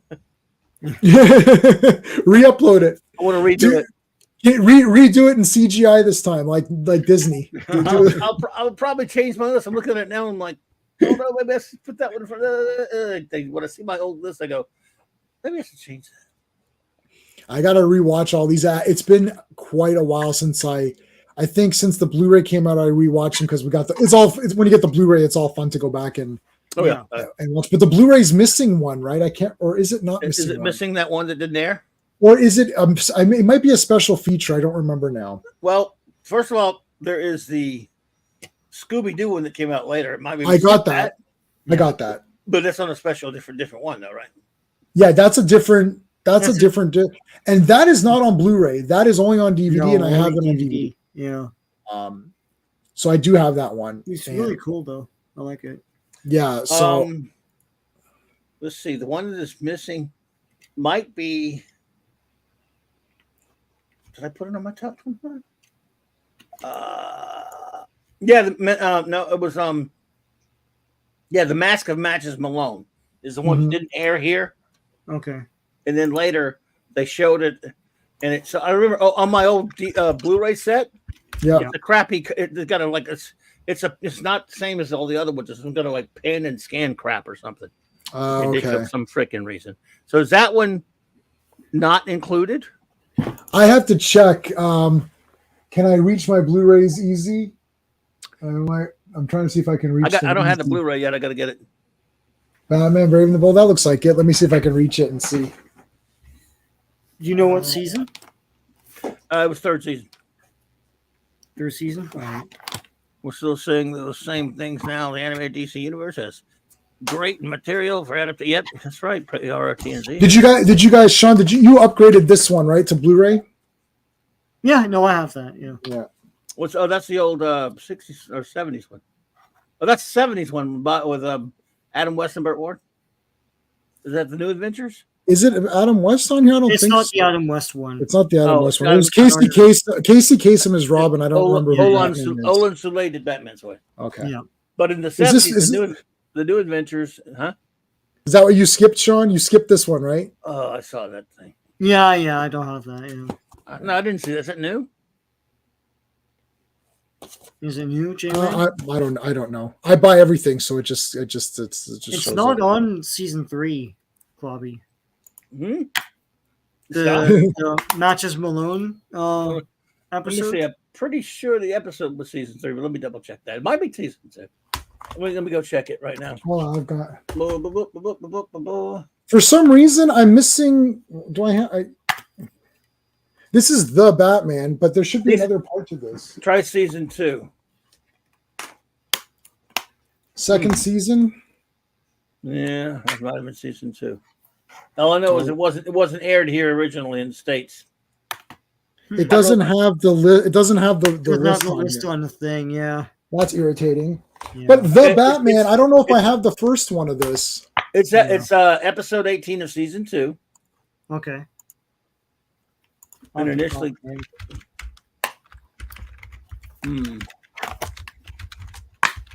Gail Simone wrote that one, but it's still good. Had a great song in it, hilarious song. What a great show! Good Lord. Oh, Beware the Batman. That was the one. Sorry. Oh God, I hated that thing. Well, Beware the Batman. I hate it for multiple reasons. Hey there, Victor Fontaine. Look at that. Look at Victor's here. You know why I hate it the most? First of all, it cost us this show because a few jackasses said this show's silly and for kids. Yeah, let's make let's try to be more of a serious Batman. By the way, I love animated series. I just don't like it, but that doesn't mean we have to do it all the time. Let this show run its course. 65 episodes is not terrible, but how about let us have 100 something? Didn't come do your own silly. Yeah, that'd be awesome. And it was bad anyway, man. It was a shitty animation. It was just all these. They thought they were being cute by not using the regular villains. They had like Mr. What was it? Pig and all. We talked about it. Well, Clobby, we were a lot more favorable than you. Yeah. But we knew that you would not be favorable. So I hope that. Thank you. I'm glad. I'm happy to be predictable. Yeah. Hey, Picasso. Oh, I'm pretty good. I had you down a while ago. I had you down where somebody was saying you got to watch Battlestar. I was like, I guarantee you will not like the new BSG. Oh well, yeah, but that's low hanging fruit. We knew that. That's me. That's me. Yeah, basically. I can't hide from who I am. Yeah, I'm like, there's no way. I was like, don't do it. You're not gonna like it. I guarantee. Sometimes I like things that surprise people. Not often. You're right. Not often. Like, not often, but sometimes you do. Yeah. Sean is. Yeah, we can't find it. I've got like 4,000 DVDs, man. I can't find it. I found Beware the Batman Volume 2. So what I had to do was I had to go to Amazon to my order history to realize that I did order Volume 1. So I do have the complete thing. So well, I'm checking disc 2 now. So do you need disc 1? So do you need coasters that bad? Clubby, you know I have to own it all. Stop it. Don't. No, I do. No, I do. Don't I just checked the other day, and I definitely do have to own it all. So you didn't find it on season. I'm gonna check the last disc of season. Oh, you gonna check the disc? You don't have to say it on there. No, it doesn't say on the actual box. Only for season 1 and 3. But season 2, it's not listed on the box. T and Z. It's okay that we disagree. I mean, yes, I'm throwing up a little bit inside. Anyone could like that. Oh yeah, the mask matches Malone. It's 17. Oh, it says 18 on this one here, but okay. Can I show it? Does it look any different than the other ones? Because when I on my it was like a special feature on the stupid when I first got it on DVD. I don't know if you can see. Oh no, you're fine. There you go. Yeah, but it was a special feature type thing on one of those DVDs I got. I don't have the Blu-rays yet. Oh yeah, okay. Yeah, it's on there. It's just part of the list. So. RRT&Z. I'm sorry we disagree. Now I'm depressed. That's okay. I own it. I own it on Blu-ray, so we're good. Yes, do you own it? Because if you own it, then you and J-Man owning it really is going to make me depressed. Both of you owning it. If only one of you owns it, I might be okay. Well, I own it all. I own it all. Whatever it is, you know how whatever it is, I'm against it. Whatever it is, I own it. Whatever it is, I'm against it. Even if he doesn't like it, he owns it. So there you go. I have to. Never trust a man who. He has a triggers. Never trust a completist. Yeah. I had a buddy of mine used to use that excuse all the time. I'd be like, why the hell do you buy that shit? Well, I'm just going to be a completist. Oh, he did it to me. If I was buying some shit he didn't like, why'd you buy that crap? Because but my answer is always, I kind of liked it. His is, no, it's crap, but I got to be a completist. Yeah. No, I can't, well, from what I've seen of everything, there's no Batman thing that I hate.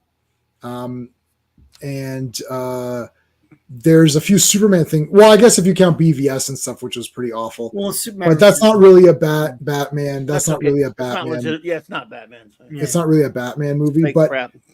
Like I remember watching some of these, and I thought that's kind of neat. I didn't like it as much as Brave and the Bold, so I'm like, well, I felt like that we lost out because we lost Brave and the Bold, and we got this, and I thought, oh, that's not a good transition because I love Brave and the Bold, but that's like Brave and the Bold is like my top Batman thing, even more than animated series. So going from that to this, which I thought it looks okay, but I'm not, really dying over it.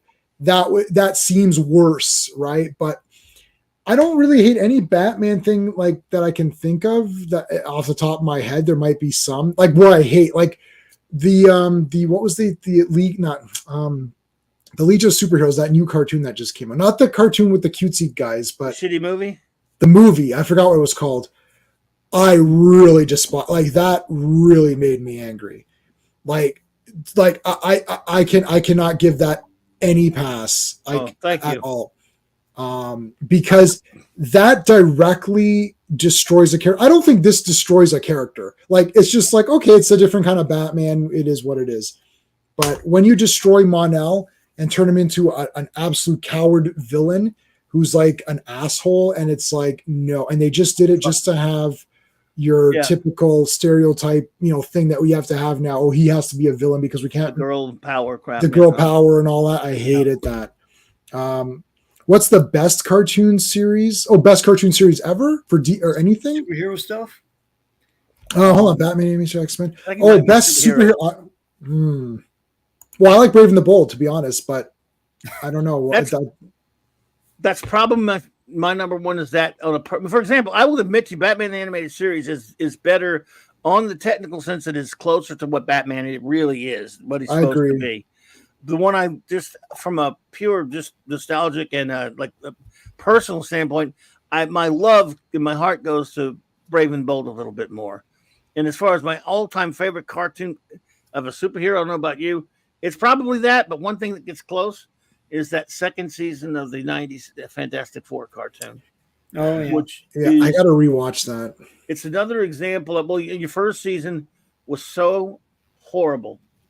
When that thing came on, I watched like the first episode. Oh, piece of crap! It's like mid-90s, right?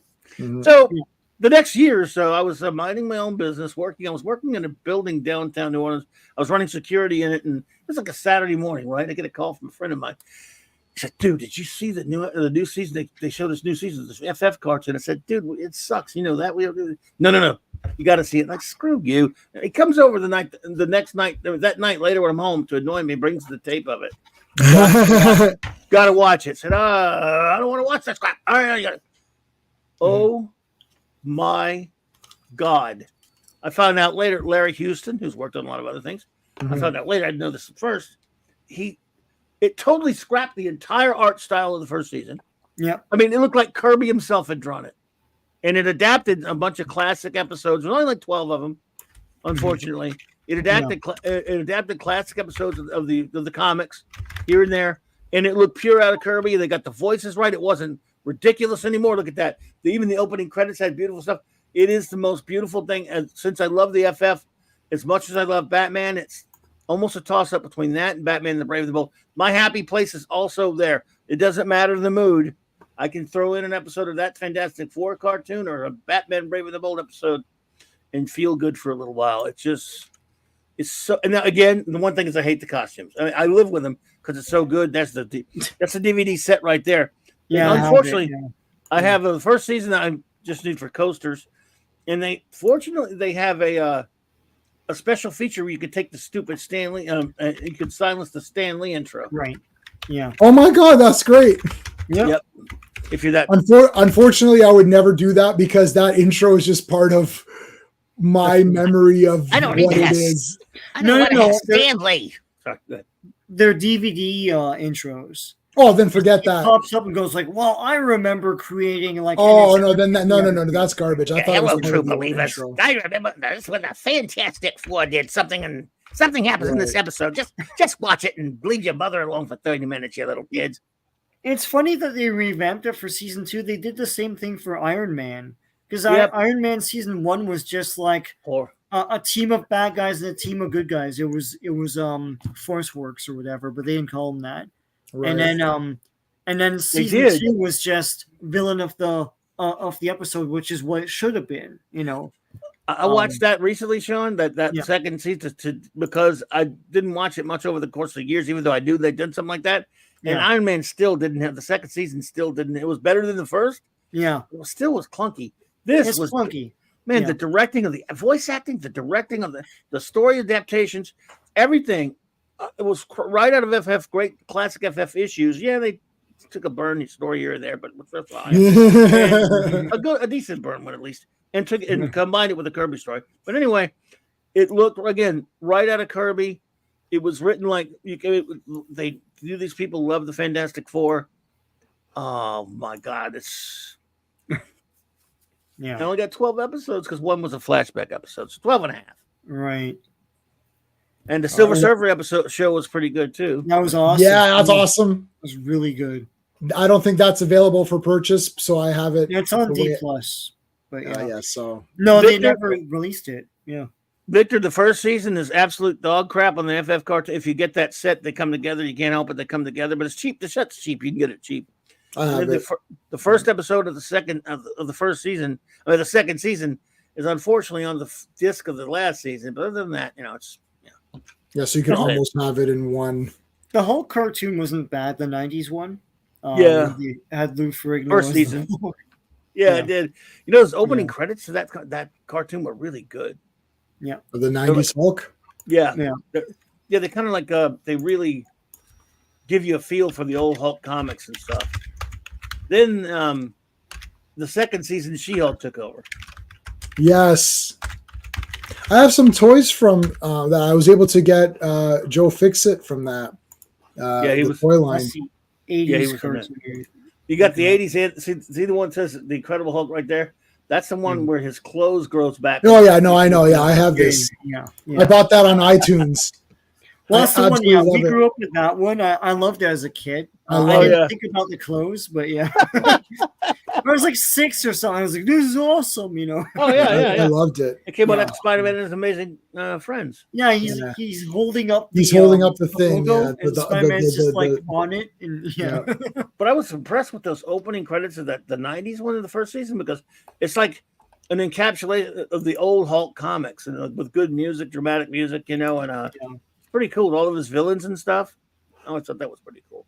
I always like where Incredible, like in the '80s, on where he stomps and he breaks the whole. Dun, dun, dun, dun, dun, Hulk. dun, dun, dun, Hulk. Yeah, it's funny. They've never made a Wonder Woman cartoon. Like it's Superman is Batman. They even did a Green Lantern, but there's never been I mean, it's probably sexism, but good God, like it's a household name. Like, why wouldn't you just make a cartoon? I thought the animated movie, the first animated movie they did of her was okay. I thought that was good. Where they're Gary fighting Russell. in Washington D.C. at the end. Yeah, Gary Russell did the voice. I think that was pretty good. But yeah, I liked it. They've ruined Wonder Woman after that because I'm sick of seeing her with a freaking sword like a Klingon. I hate Klingon Wonder Woman. Well, that newer one they made where she's blinded, like in the comics at the time, that sucked. I didn't like it at all. Oh, really? It was a big mess. Yeah. I don't like Warrior Wonder Woman, and people be like, "Oh, she's a warrior." Well, okay, a warrior in what sense? Like, she doesn't carry a sword and chop people's heads off. Like, she's a that's superhero. Yeah, she's a superhero. Yeah. Look at her on the Justice League cartoon. How great she is on that cartoon. No sword. Right, no sword. I don't like the sword. I just want the lasso. I don't want any other artillery. Yeah. That's George Perez's fault. I love it. Is George Perez's fault, even though I do collect. I have a lot of that series. That's beautiful, but it was boring and all that. To me, it bored me. To be all that Greek and mythology crap with Wonder Woman just doesn't mix. I mean, she's a freaking superhero. Stop. I know she's a superhero. It's like I know. So, Clobby, we'll answer this question, then we're gonna we'll head out. Actually, before we answer that question, I wanted to remind everybody again, because more people joined us, that the giveaway has changed a bit. So if you go to my channel and go to the giveaway video, I've altered it. So I spoke to the bearded shirts, and what you're going to do is you're just going to tell us your favorite Legionnaire. I just put the link in the chat. Tell us your favorite Legionnaire and why they're your favorite Legionnaire, or what's your favorite comic book cover and why, and then we will pick 3 winners from those comments to get the shirt made. So if you like, we already have someone, I think Pat S was the first. He said Bouncing Boy. So if he wins the giveaway, he will get a Bouncing Boy shirt. So tell us your favorite character or your comic book cover. And we're going to pick 3 winners, and it'll be printed the way they're printed here. So it's all around. It'll be all around. It's called all over print. So I just put the link. So make sure you go to that video, like it. You guys are all subscribers already, so that's fine. So like, subscribe, comment which guy you want. It'll be a t-shirt or a tank top. Okay. So nice. No, I did promise that we're RR wants to know, what did you think of the live action Fantastic Four animated films, Clobby? I'll be brief as to the live action ones. As an FF freak, I found them to be quite underwhelming, quite unfulfilling. I thought there were interesting things about me. I think Chris Evans is fantastic in if you pardon the pun, I guess, as the Torch. He's great. Michael Chiklis is a great actor. He's really been great. Ben J. Grimm is not supposed to be a dumpy little middle-aged man, though. He's supposed to be a big super athlete-looking dude who gets turned into a pile of rocks. So I think the casting was a little mistake. These people don't understand the depths of the character, so they just made him that way because they thought, yeah, he's a great actor, and Ben Grimm talks like this. He's a gruff. So they just thought that added up to casting him the same way. I think that's a mistake. He was supposed to be this big man on campus, ex-football player, test pilot, and the same age as Reed. So I actually like his casting if he would just played Ben, but they should have cast him differently. Maybe played the Thing afterwards. If they had him doing the voice, that would have been something fine. Anyway, so they got that messed up. Ben, I actually like the guy playing Reed, Ian Griffon. I don't think I could say the guy's name. Yeah, he's okay as Reed. People like the bash Jessica Alba. She's fine, of course, not just because she's cute. She's okay as Sue. They could have probably cast a little bit better on that one, but the guy cast as Doc Doom is terrible, and the script is absolutely wafer thin drivel. That the thing I hated the most about the first film, especially, is that they were treating their powers like a disease, and they wanted a cure. Now in the comic, yes, he wanted to cure Ben, but they got together right after they got their powers, and they say we're going to use these powers to help people and to help mankind in science and all that stuff. They weren't treating it like, other than obviously to help Ben, they weren't treating it like a disease. And then Johnny said, "I don't want to be cured." So all this stuff about working on a cure, not just be. They open up with a sequence where they rescue a lot of people, and yet they spend the rest of the time trying to jerking off about curing each other. Right. So, yeah, there you go. So, and then the second movie's no better with that idiotic. It was some okay scenes in both movies, but that idiotic plot with Cloud Galactus made no damn sense. And the movies are just kind of, they're not as bad as Fantastic, granted, but what is? They're just not, but they're not very good. And the Corman one? Yeah, the Corman one's not good either. I mean, people that's another thing. People like to celebrate how great that is because of how dopey the Fantastic is. Now, it's not good either. It cost them $20. It was only made so they could protect the copyright. If some geek hadn't rescued it from a lab, it would have been, we'd never even seen it. And so it's a shitty movie that cost $20, where you get one little bit with a CG torch and the thing looks like Killer Croc in a styrofoam outfit, so painted orange. So don't give me, and then freaking Doc Doom looked like a walking action figure. They can't have the mole man. They got the jeweler. The movies, and then their powers are based on their personalities. Like Reed stretches himself too much in his work. Sue's invisible to everybody. Ben's a raging rock guy. I don't know how that worked out. Johnny's a hothead. Man, the writing sucks. I can't stand when people defend that stupid movie. It sucks. Yeah. I was disappointed that they didn't have Mole Man. It's like, you have a guy that's kind of Mole Man. Just make a Mole Man. Make him the Mole Man. He could look more like the Mole Man than the jeweler. Yeah. But that's just me. Yeah. I mean, the Roger Corman one's awful. Everyone loves it now just because of, I don't know, time did that. Because the spirit is closer, I guess. Yeah. There's some neat thing. Like, I mean, if it would have come out, we would have been like, oh, that was cool, because like we liked all these cheesy ones. Yeah. It would have fit in with Red Brown and it's like we like those Captain America movies, but they're nothing like Captain America. Right. It's like, oh, your father was Captain America. Why don't you take over? It's like, huh? What's going on? That's not the story. Yeah. But like anyway, but like it would have fit in with all those other, like, Spider-Man, Nicholas Hammond, which I watched like crazy and I love it. We were so starved for all that stuff. It was like, there's a time I thought that that Doctor Strange movie was the greatest comic book movie ever made, because it kind of was at the time. It was at least the best Marvel one. Yeah. So I for the Fantastic Four, we saw them. We saw them together. My wife loved those two Fantastic Four movies, but she knows that was the first thing she's ever seen for Fantastic Four. She knows nothing.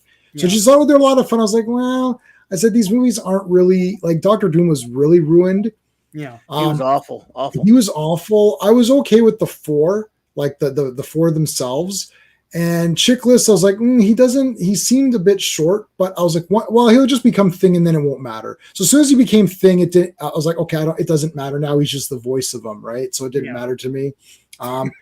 But the fight was lame at the end. Dr. Doom was not really a threat. Why does he have lightning powers? That was weird. Like, that was kind of weird. I guess they're like, oh, people can't wrap their heads around technology. It's like, well, why can't it be a tech hero? Or a tech villain? Like, who cares? Anyway, the second one, Silver Surfer, looked awesome. I was like, oh shit, here we go. Like, I was part two. If you would have stopped that movie halfway through, I'd be like, okay, this is looking pretty good right now. And it's like Galactus is coming. I'm like, oh shit, oh god, here comes Galactus. And then it was like a cloud. I'm like, oh dear god, this can't be what's happening right now. Because that movie, it's a bit goofy in the beginning, but it is family stuff. It's family stuff. It's goofy. And then, but as the movie goes, it was building for me like, okay, the surfer, yeah, this is pretty sick, right? Oh, here he comes. And then, okay, this is cool. And then it's like, oh God, we got to like mesh the powers together. You know, like Johnny becomes like a super Skrull guy. I'm like, this is pretty cool. And then it's like Galactus and like, what happened? And they built up some goodwill and then they just killed it. Yeah. I don't know. It's like I was like, if you didn't have the money or whatever, don't even mention it. Just say he comes in the next movie, see how this movie does, get a bigger budget, and give the next movie Galactus. But the head of the studio didn't want Galactus. He didn't want a big purple guy or whatever. Tom Rothman. He didn't want any of that. You know? So you know what? Then if you don't want that, then you don't want the Fantastic Four. But let's not pretend. Yeah, let's not pretend that new one's going to be good. Point. Yeah. Right. Yeah. Well, the new ones will be awful. Like, oh yeah. Oh, I have no faith in any of this anymore. Yeah, Rise of the Silver Surfer is going to become a golden age mega classic film the second this new movie comes. Like, people are going to be like, man, I really like that Rise of the Silver Surfer movie. That was pretty badass. It's just like so when that Fan Force stick or whatever, when that came out, we walked out of the theater. We're like, oh my God, what has happened to our lives? Like that was the Eternals of when that came out. Yeah. And I was like, I can't even believe. It's like the thing is naked. He's literally walking around naked. And I'm like, okay. And I couldn't. Nothing happened in that movie. It's like nothing happened to them. Happened. You know, yeah. Well, you tell me how he beat Galactus. Silver Surfer decides after what's his face turns into Super Skrull for some reason. Right. Doom.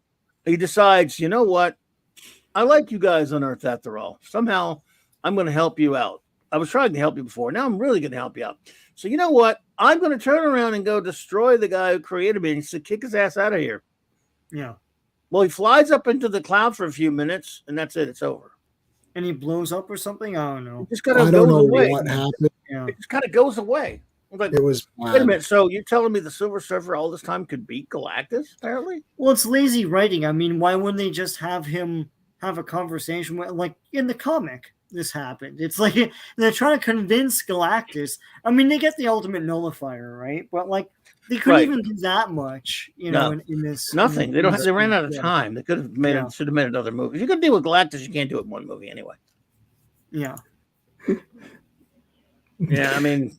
So he flew up into Galactus, and Galactus said, well, screw you guys. I'm leaving if you're going to be that way about it. And just took off. Well, nobody knows what happened in there. Nobody knows.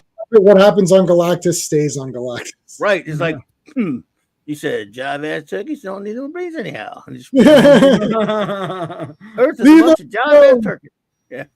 Leave us alone. Right. Leave Earth, pal. Okay. You guys want to be like that about it? I want you to silly little planet. I didn't want to eat your planet anyways. Yeah, there you go. I don't want to eat your stupid planet. You're gonna give me indigestion anyway. I don't care. I don't want your tastes like planet. poopy. This planet sucks. Yeah. Keep it. All right. I think that'll be that. So tomorrow I'm on Action Elite. Sean's not going to be on there, but I'll be on Action Elite talking about the Shadow and the Phantom. Thursday is Thursday Transformers. We're talking about the G1 episodes. We're talking about 4 episodes that take place before the whole Doom 3-parter. Yeah. Fourth World Friday. All 3 of us are back. Fourth World. Yes, and sir. I already mentioned about the giveaway for the Legion of Superheroes, so make sure you go to that video. It's in the links there. Yes. And let us know which Legionnaire you like and why you like them. And we're going to pick 3 winners. It's not going to be random. We're going to pick 3 winners that we think gave us the best description of why they like the character. But if there's a lot of entries and we like a whole bunch, then maybe I'll do like a spin the wheel thing or something. Yeah. So it's all through October. We'll announce the winners in November for that one. All right, Clobby, what's going on? You got nothing else for tonight, right? No, believe it or not, Tuesday's the only night I don't have to stream late. I mean, every other. So, what's coming up then the rest of the week? Got the wild card tomorrow night, 9 p.m. Central Standard Time, and Clobby's Clubhouse, 9 p.m. Central Time on Thursday night. Mark will be there with me. Retro Nerd Girl will join us because Raquel is still gone, but she'll be back soon. I mean, as far as taking a hiatus from the show, and well, you know where I'll be Friday night, of course, and then right here for some Fourth World Fun, and then with Nick and the gang over there a little while after that, on my buddy Nick Weiser's channel, and then what was it Saturday Night Star Trek, and again, we won't have Raquel with us, but we'll have some fun doing some Star Trek stuff on that one, and then Sunday nights on the great Mark C's channel for the Sunday Night Geekery. And so there we go. And then, oh boy, don't forget Monday's Earth B. Monday, Earth B time. I got to go. Oh man, I got to go find that comic we're reviewing, whichever it is. I got to go find it. And we got Thanksgiving. I think that's Thanksgiving. Oh, you can't make it then, right? No, of course I can make it. I do Thanksgiving on Sunday. Oh, okay. Well, cool. If you make it, fine. Yeah. Like I said, 100%. Yeah, I literally said, yeah, if it's Monday, I'm not coming. So we better make it Sunday. And once again, there's zero chance of me unless I break another finger, unless I break a second finger. I'm not missing Thanksgiving. Yeah, our Thanksgivings. There's like 3 of us. Like people think Thanksgiving there's like this enormous family. It's like me and my cousin, my mom. Well, Canada isn't as big on it as America is. Yeah, like to us it's huge, like to us it's just we eat some turkey and then whatever, and then I eat turkey for a week. Yeah, I end up eating turkey for a week. You get turkey sandwiches and turkey soup for a week. Yeah, because there's only 3 of us. My cousin's married, so there's like let's say 4 or 5 of us max, and it's just like this. We'll never finish it. Like it's like stuffing. Okay, I'm getting really hungry now. Like stuffing. Yeah, turn it up. Like, stuffing. I can eat nonstop. I know. Yeah, just that. I'll put 2 things of turkey, put stuffing in between, and then bread on top of that, and smash it, put gravy, and eat that whole thing. That's a sandwich right there, man. Toasted bread. Oh god damn! And the gravy on it. Oh, yeah. I'm all over. Oh, I've got 800 movies that aren't even on shelves. They're in. I took the discs out. It's in like there's rooms of it. There's just rooms of stuff. Yeah. You could not. There's no way you could possibly watch it all. No, if I started right now and quit my job, I can't watch everything I own. So I maybe have half of what J-Man has, and I can't watch it all. So that's amazing. I have maybe 2,000. You guys and Tom. Wow, 2,000. Crap. Yeah, we got to go head to head. Tell Tom to send me the Excel sheet. I'll send him mine. I'll send him mine. He sends me his. I'd like to see no judgments. That would be fun. That'd be a fun show. That'd be a fun show, actually. So, no judgments because I own a lot of weird stuff. I want to moderate. I'll have a list here. I have you in one corner and Tom in the other. I'll name the movie at random. I'll think of something and you'll go. One of you will go. I got it. If you got it, you got it. I got it. Oh, and that way we can see who has what. I'll come up with a bunch of obscure ass stuff. Oh. And I bet you both of you have most of it. So, damn! I wish I didn't sell those 1,000 because I sold about 1,000. It's like generic stuff, right? I did. Yeah, they were mostly generic things, like just like regular Hollywood kind of movies, which it's like Nick of Time or something, which was actually not time, which actually wasn't one of the ones that I sold, but it would have been.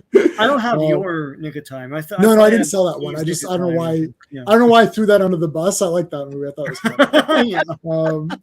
Anyways, but all right, Sean, what's going on? So this Saturday is the super big Saturday one. Is the 1990 Horror Hall of Fame, hosted by Robert Englund, and featuring a whole bunch of like classic characters and actors. You got Kane Hodder as Jason Voorhees. You have the Crypt Keeper, and you have a whole bunch of stars. I think Tom Skerritt accepts for one of the movies. And they have the best horror movie awarded at the end. So and it's all treated like a serious Oscar, ceremony. Like everyone's in their best like dress in the audience and everything. It's pretty awesome. So yeah, that's this Saturday, 8 p.m. on Decepticon 77. Come in, make yourself comfy, and watch it for it's about 90 minutes. Yeah. Yeah. Awesome. Nice. All right. Well, that'll be it then, guys. This was a great chat. A lot of excitement for Brave and the Bold. I didn't think there'd be this much excitement for Brave and the Bold, so I'm really happy that there was. I guess Batman's the key. He's Batman and Transformers. As soon as I do anything Transformers related, I do is like mega. But I was really happy that a lot of people turned out for Batman because it's just a great show. Yeah. So, all right. Well, we're going to end it off there, guys. Thank you so much in the chat. Remember the giveaway. And then hopefully you guys join us on Fourth World or Transformer Thursday and Fourth World Friday, because those are both going to be really, really fun. So, all right, everybody. Thank you so much. Until next time. Hey friends, you've just been listening to J-Man, and he is the smartest person who ever lived. So make sure you like and subscribe.